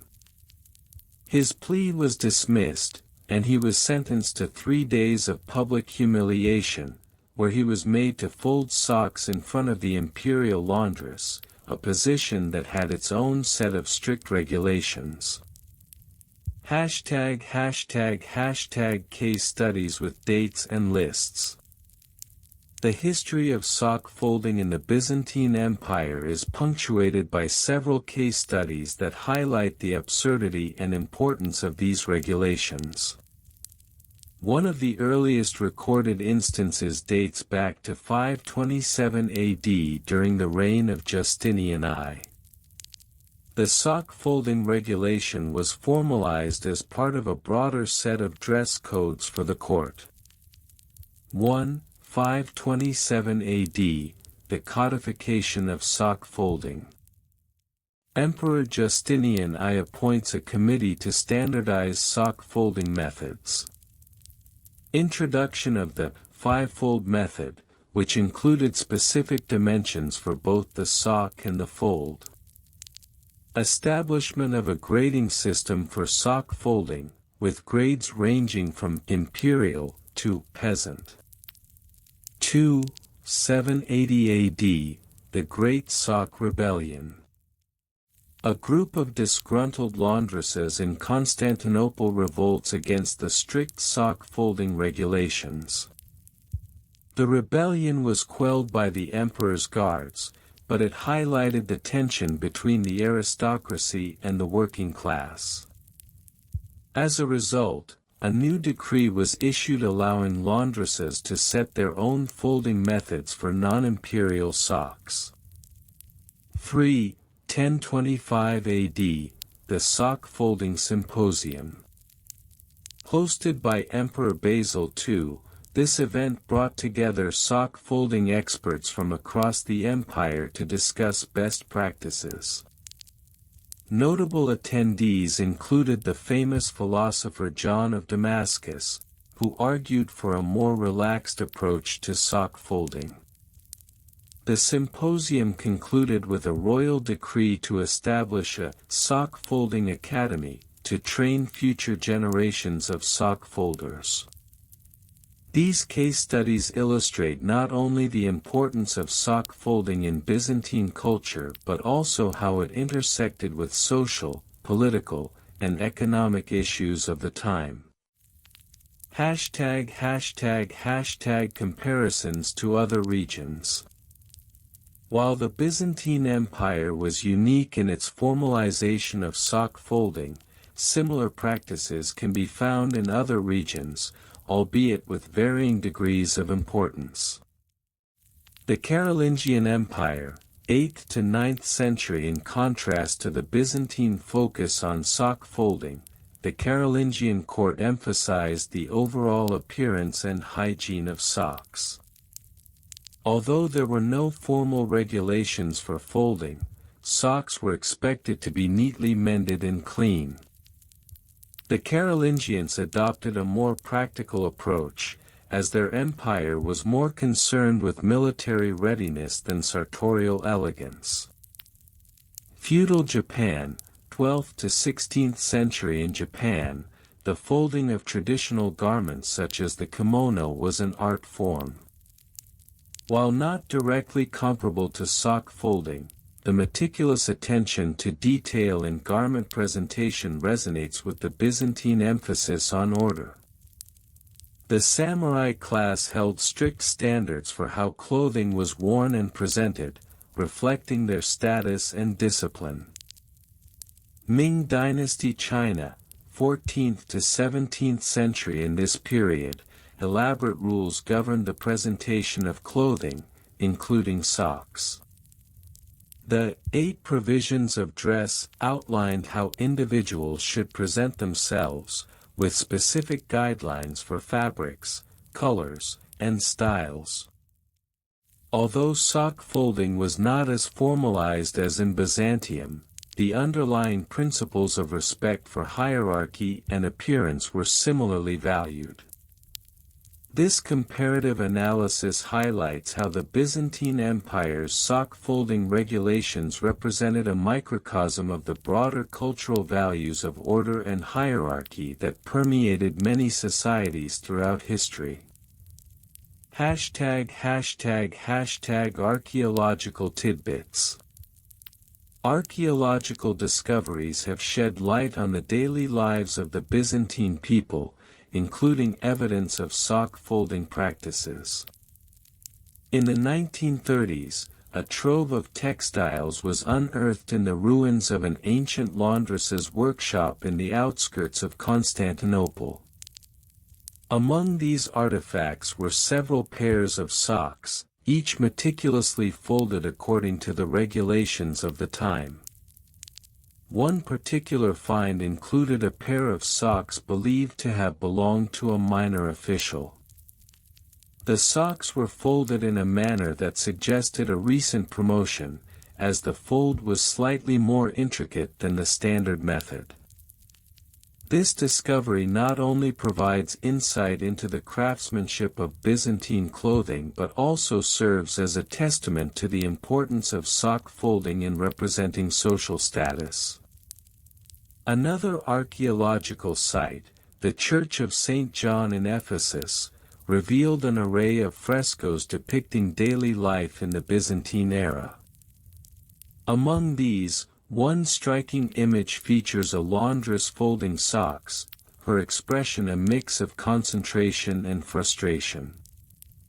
This depiction speaks to the labor involved in adhering to the sock-folding regulations and the societal pressures faced by those responsible for the emperor's attire.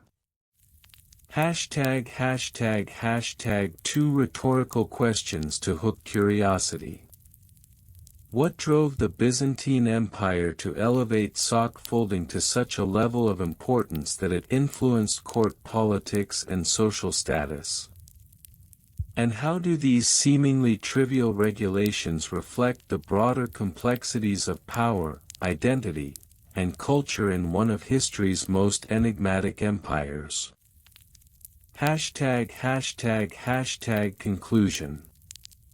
The story of sock-folding regulations in the Byzantine Empire is a rich narrative woven into the fabric of history.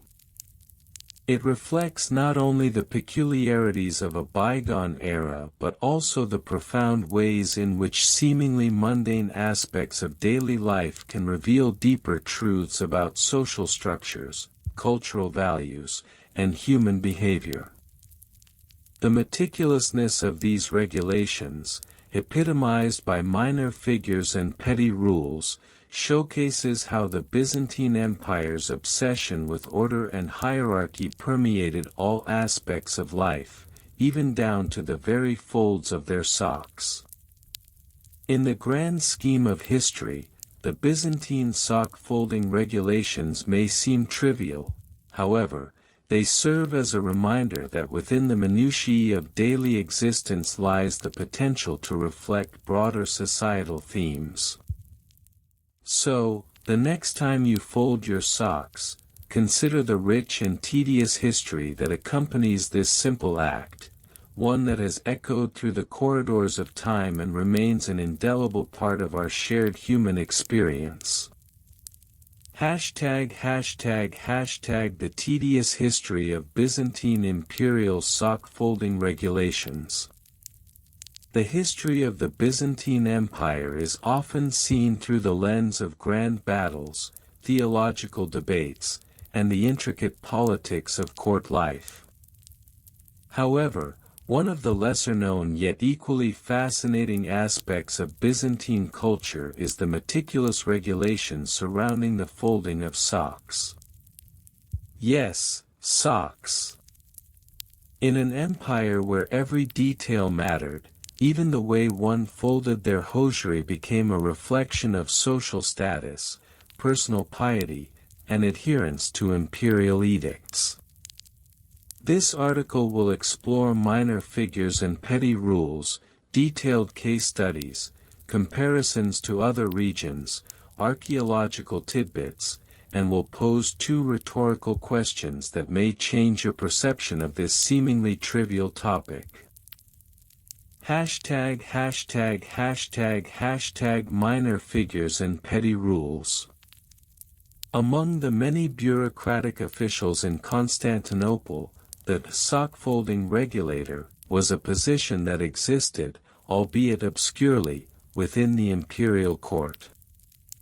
One notable figure in this minor office was John of the Fold, a lesser-known bureaucrat during the reign of Emperor Basil II, 976-1025. John was known for his obsessive attention to the proper folding of socks, believing that the way socks were presented could influence the very fabric of the empire's stability. John's regulations included an array of petty rules that might seem trivial today but were taken very seriously at the time. For example, he decreed that socks must be folded in thirds, with the toe end tucked in precisely 7.5 centimeters from the top, and any deviation from this standard was punishable by a fine of 1 gold solidus. Furthermore, it was mandated that noblemen wear only woolen socks, while peasants were restricted to linen, as a reflection of their social status. The significance of sock folding was not merely aesthetic, it was deeply symbolic. For instance, the royal sock fold was a specific technique reserved for the emperor and his close advisors, which involved intricate pleats that mimicked the folds of the imperial toga. The penalty for a commoner who dared to attempt this fold could result in exile from the city, reinforcing the gulf between the social classes. Hashtag hashtag hashtag hashtag case studies with dates and lists. To illustrate the absurdities of these regulations, we can look at specific case studies from the Byzantine era. One such incident occurred in 1020 AD when a scandal erupted over the improper folding of socks in the court of Basil II. A young nobleman, Alexios Komnenos, was accused of wearing his socks in the common fold, a style reserved for the lower classes. This case, known as the sock scandal of 1020, led to a series of investigations and public trials. The trial featured several key moments, including 1. Witness testimonies. Nobles were called to testify about the sock standards, with some claiming they were too busy with affairs of state to notice such trivial matters, while others pointed out that they had long been following the regulations without question. 2. Expert opinions. Sock folding experts, known as foldsmasters, were summoned to provide their insights. Their testimonies often included lists of acceptable folds and the consequences of deviations. One such expert, Evgenios, presented a scroll detailing the 15 acceptable sock folds, which ranged from the basic, simple tuck, to the complex, imperial pleat. 3. Public outrage. The common populace took to the streets, chanting slogans like, "Socks for the people," in a demonstration that highlighted the absurdity of the regulations. This public outcry led to a temporary relaxation of the sock regulations, showcasing how even the most ridiculous rules could spark significant civil unrest. The scandal ultimately concluded with Alexios being reprimanded but not exiled, a decision that sparked further debates about the appropriateness of sock regulations among the elite. Hashtag hashtag hashtag hashtag comparisons to other regions.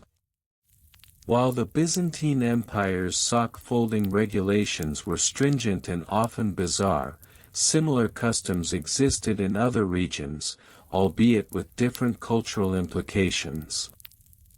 In medieval England, For instance, the practice of garter tying became a symbol of status, with the nobility often flaunting their elaborate garter designs. The Garter of Edward III, established in 1348, became a prestigious order of knighthood, showcasing the importance of legwear in establishing social hierarchies. In Japan, the folding of tabi, traditional split-toe socks, was equally significant, albeit less bureaucratically enforced. The 10 principles of tabi folding were passed down through generations, emphasizing both functionality and aesthetic appeal. While the Japanese focused on the elegance of the fold, the Byzantines were more concerned with the socio-political implications, reflecting the different values of these cultures. #Archaeological tidbits. Recent archaeological discoveries have shed light on the Byzantine sock regulations, revealing the lengths to which the empire went to enforce its rules.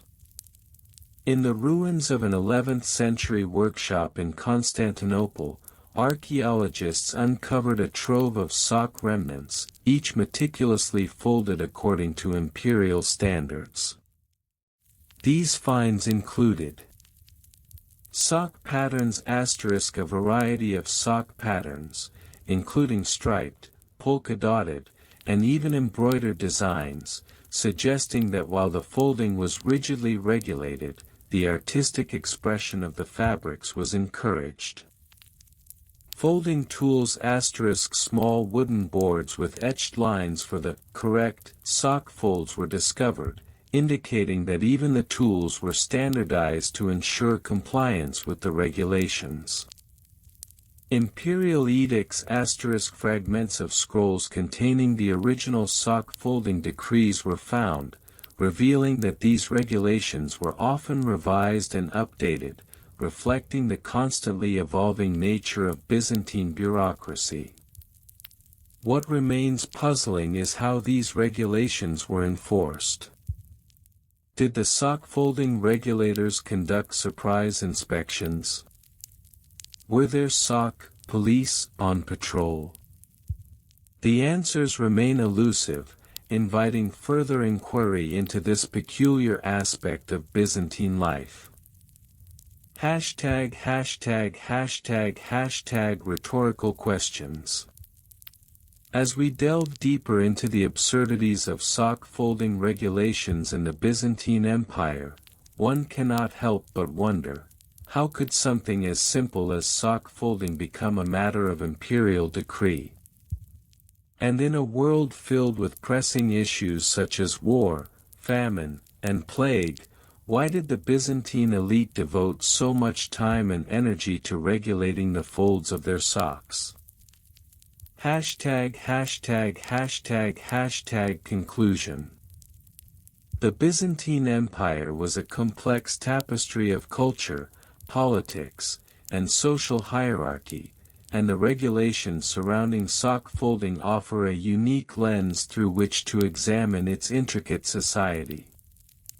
From minor figures like John of the Fold to grand scandals like the sock scandal of 1020, these regulations reveal the lengths to which the empire went to maintain its social order.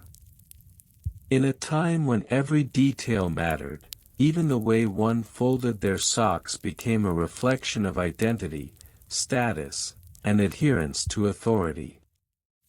As we continue to unearth the layers of Byzantine history, may we always remember that even the most mundane aspects of life can reveal profound truths about the human experience.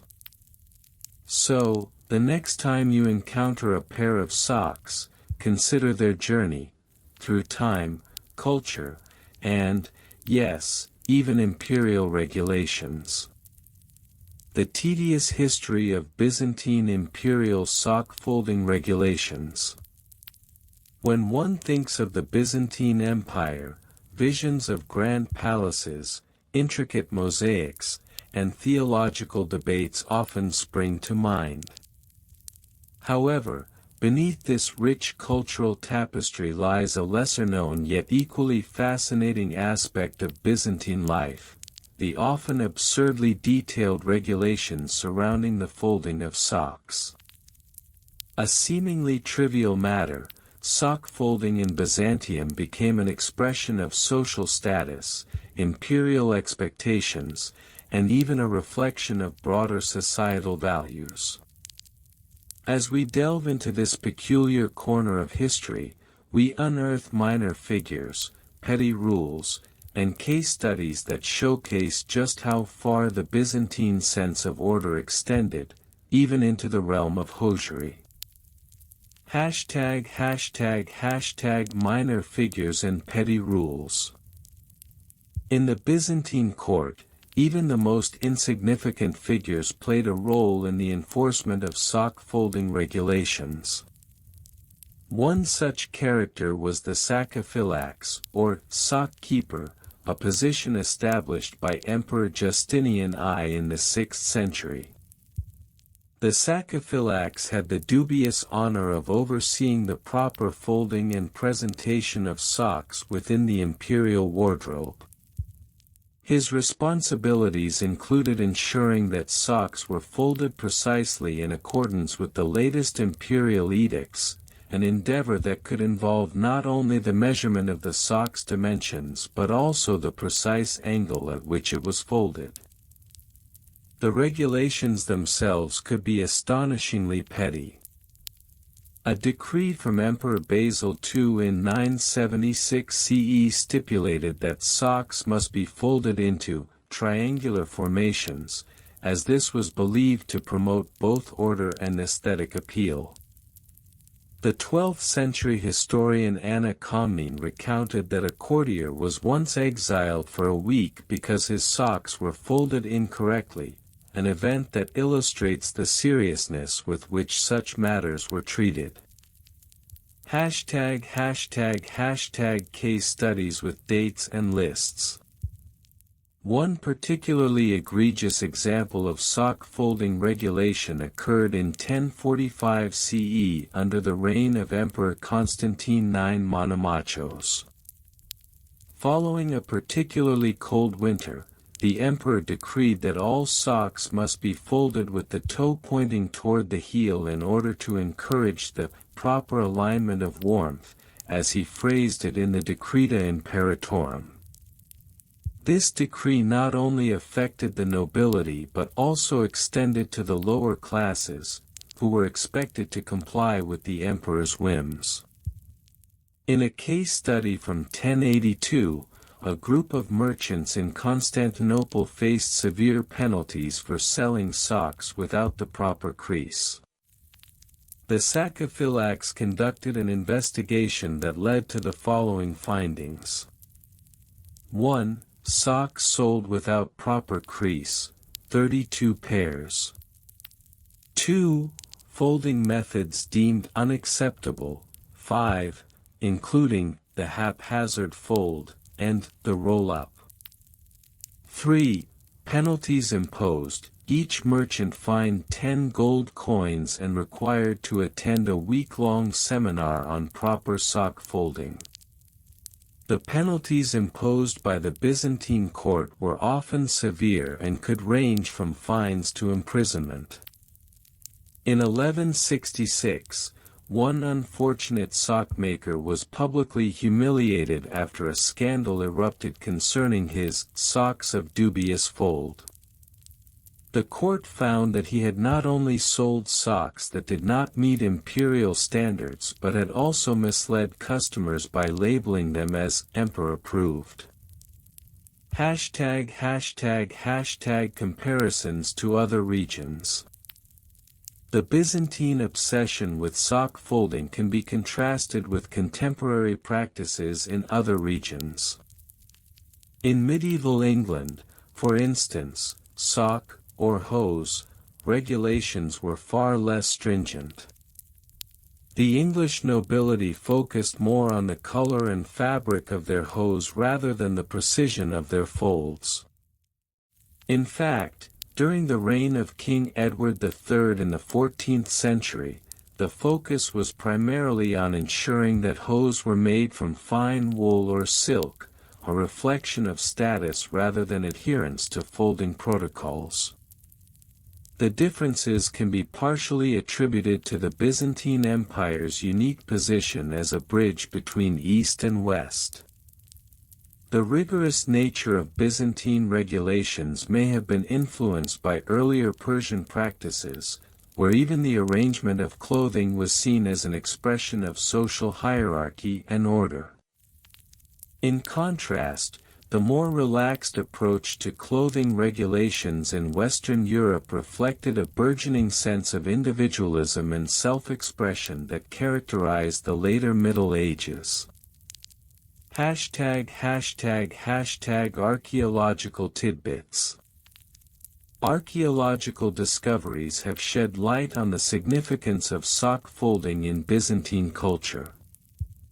In the ruins of a 12th-century Byzantine household in the district of Chalcis, archaeologists uncovered a collection of socks, complete with remnants of folded patterns.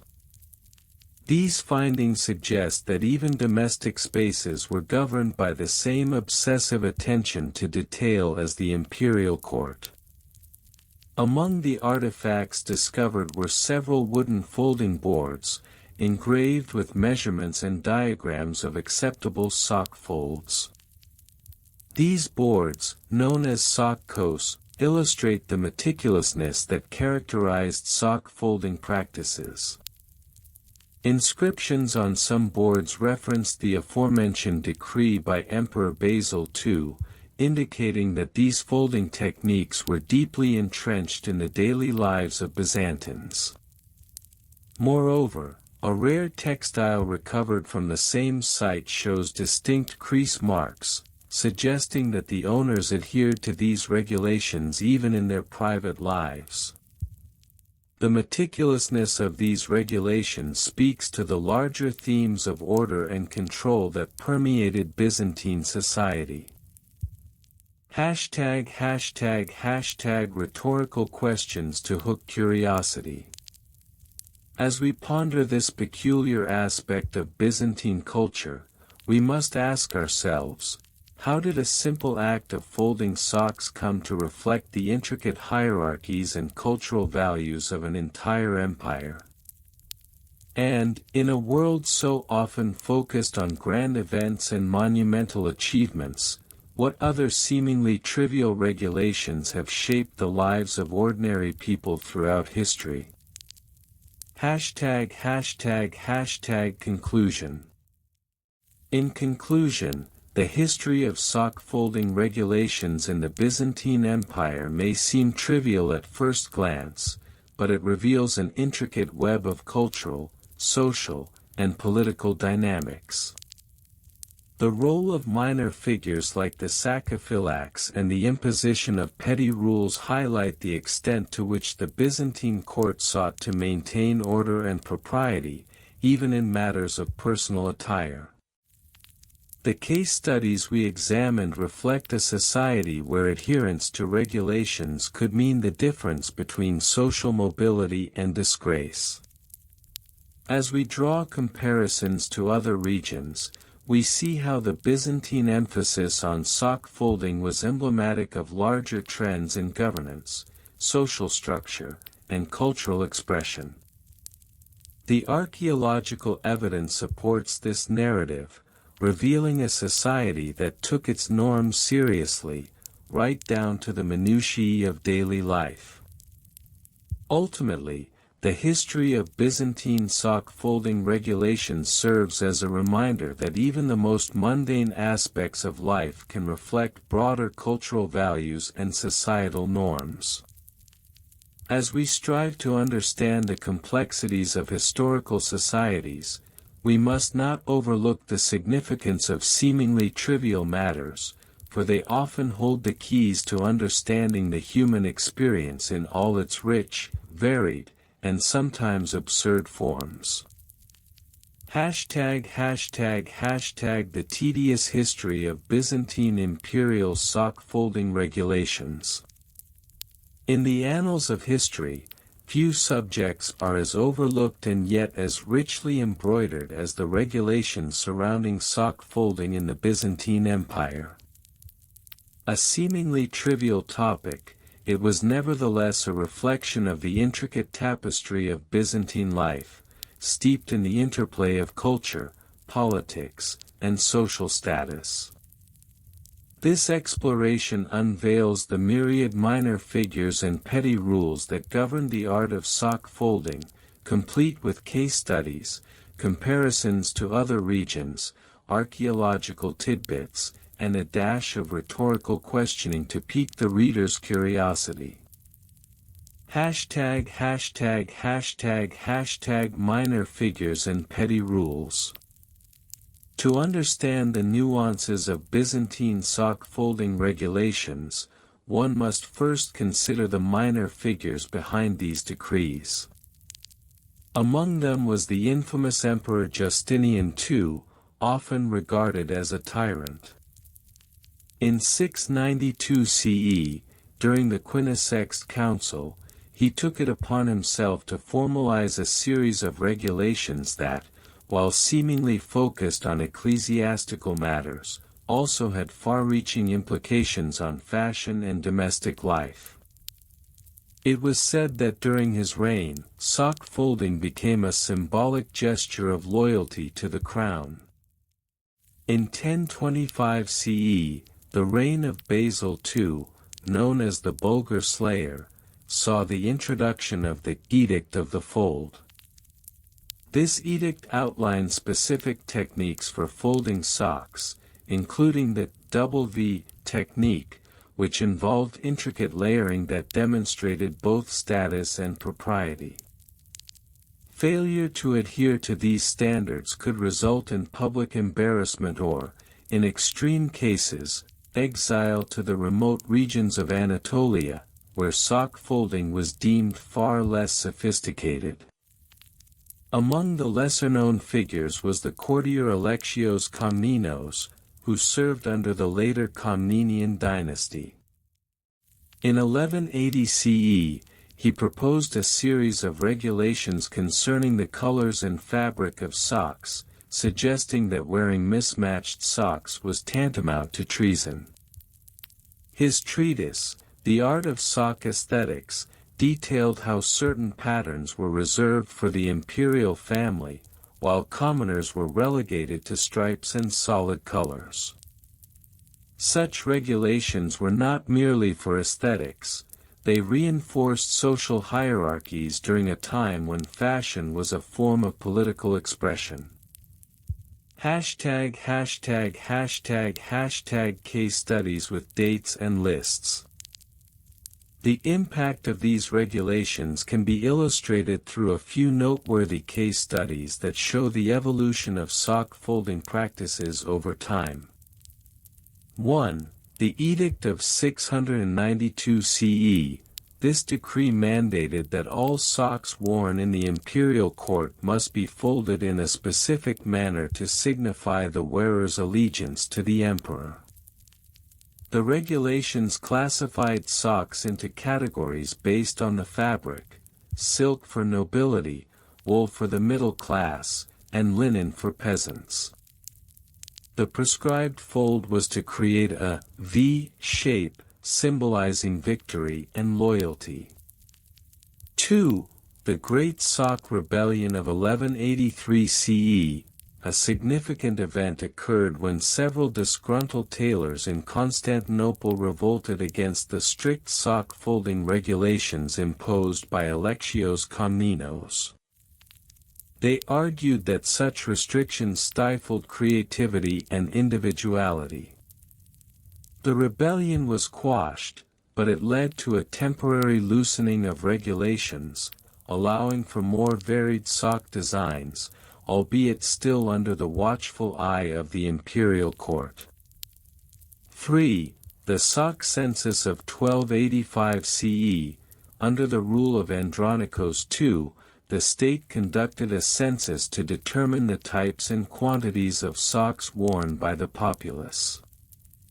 This bizarre initiative aimed to monitor fashion trends and enforce compliance with folding regulations. The results indicated that 64% of the population wore socks with the double V fold, while a shocking 12% opted for the forbidden, slovenly fold, which could lead to severe penalties. ##### Comparisons to other regions. While the Byzantine Empire was unique in its intricate regulations surrounding sock folding, other regions had their own peculiar practices. In contrast, the Western European courts of the same time period were less concerned with the aesthetics of sock folding, focusing instead on overall attire.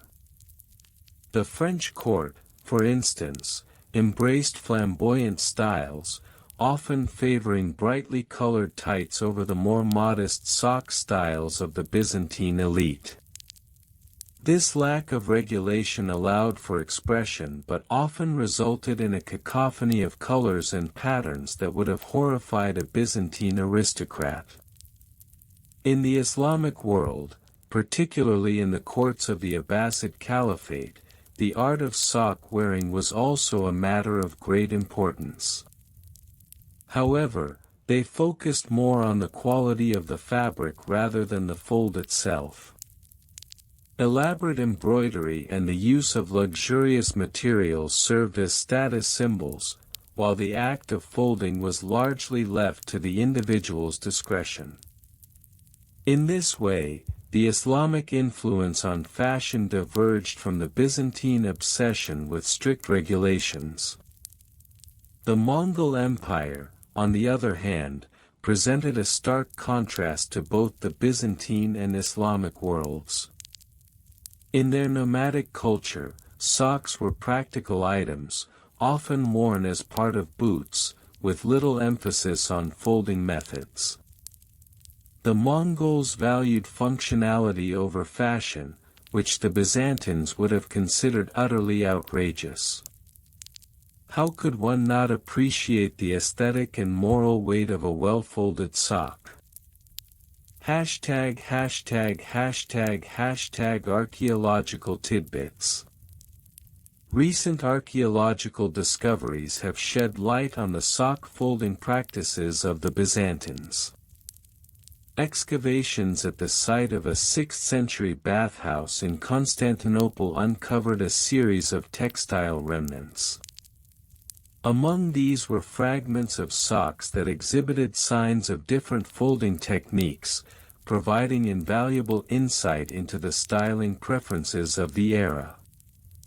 A particularly intriguing find was a pair of socks bearing the double V fold, which had been embroidered with the insignia of a high-ranking official, suggesting that sock folding was not merely about personal preference but was also a badge of honor. Moreover, the discovery of a small, ornate sock folding tool, resembling a miniature iron, further emphasizes the importance placed on this practice.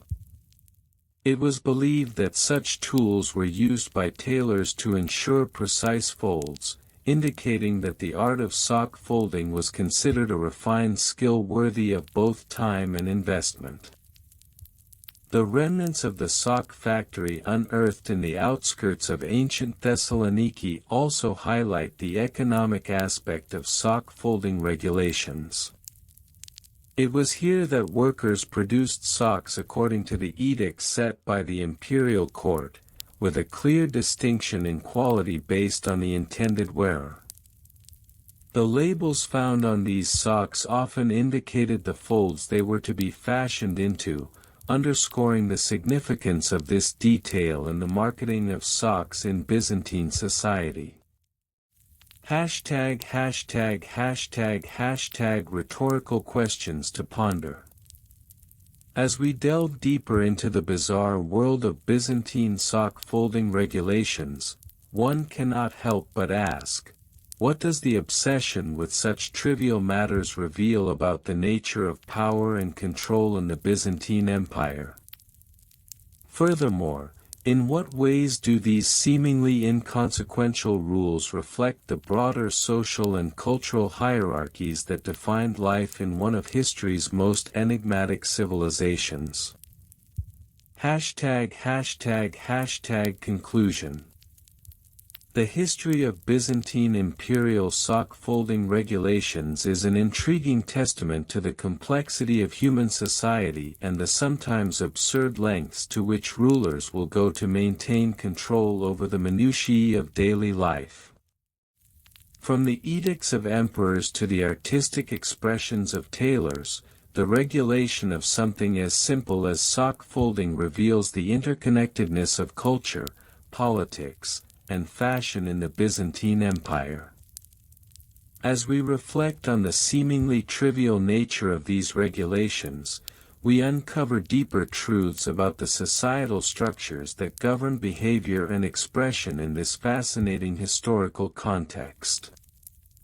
The next time one finds oneself folding a pair of socks, it may be worth recalling the Byzantine emperors and their intricate, if absurd, legacy. How many other seemingly mundane practices throughout history have concealed such profound meanings? What other rules, forgotten by time, shape the lives of individuals in ways we can only begin to imagine? And there you have it, folks. We've unraveled the mysteries of topic faster than you can say, mind blown. Remember, knowledge is power, but a little wit makes it even better. Did you know that? Surprising closing fact. Yep, it's wild how much there is to learn when you dig a little deeper. If you enjoyed this episode, don't forget to hit that like button, subscribe for more witty insights, and drop a comment below with your thoughts or questions. We'd love to hear from you. And if you're hungry for more, check out our related episodes where we dive even deeper into related topics. Lastly, make sure to turn on loop so this episode keeps playing until you drift off into dreamland. Sweet dreams of knowledge await.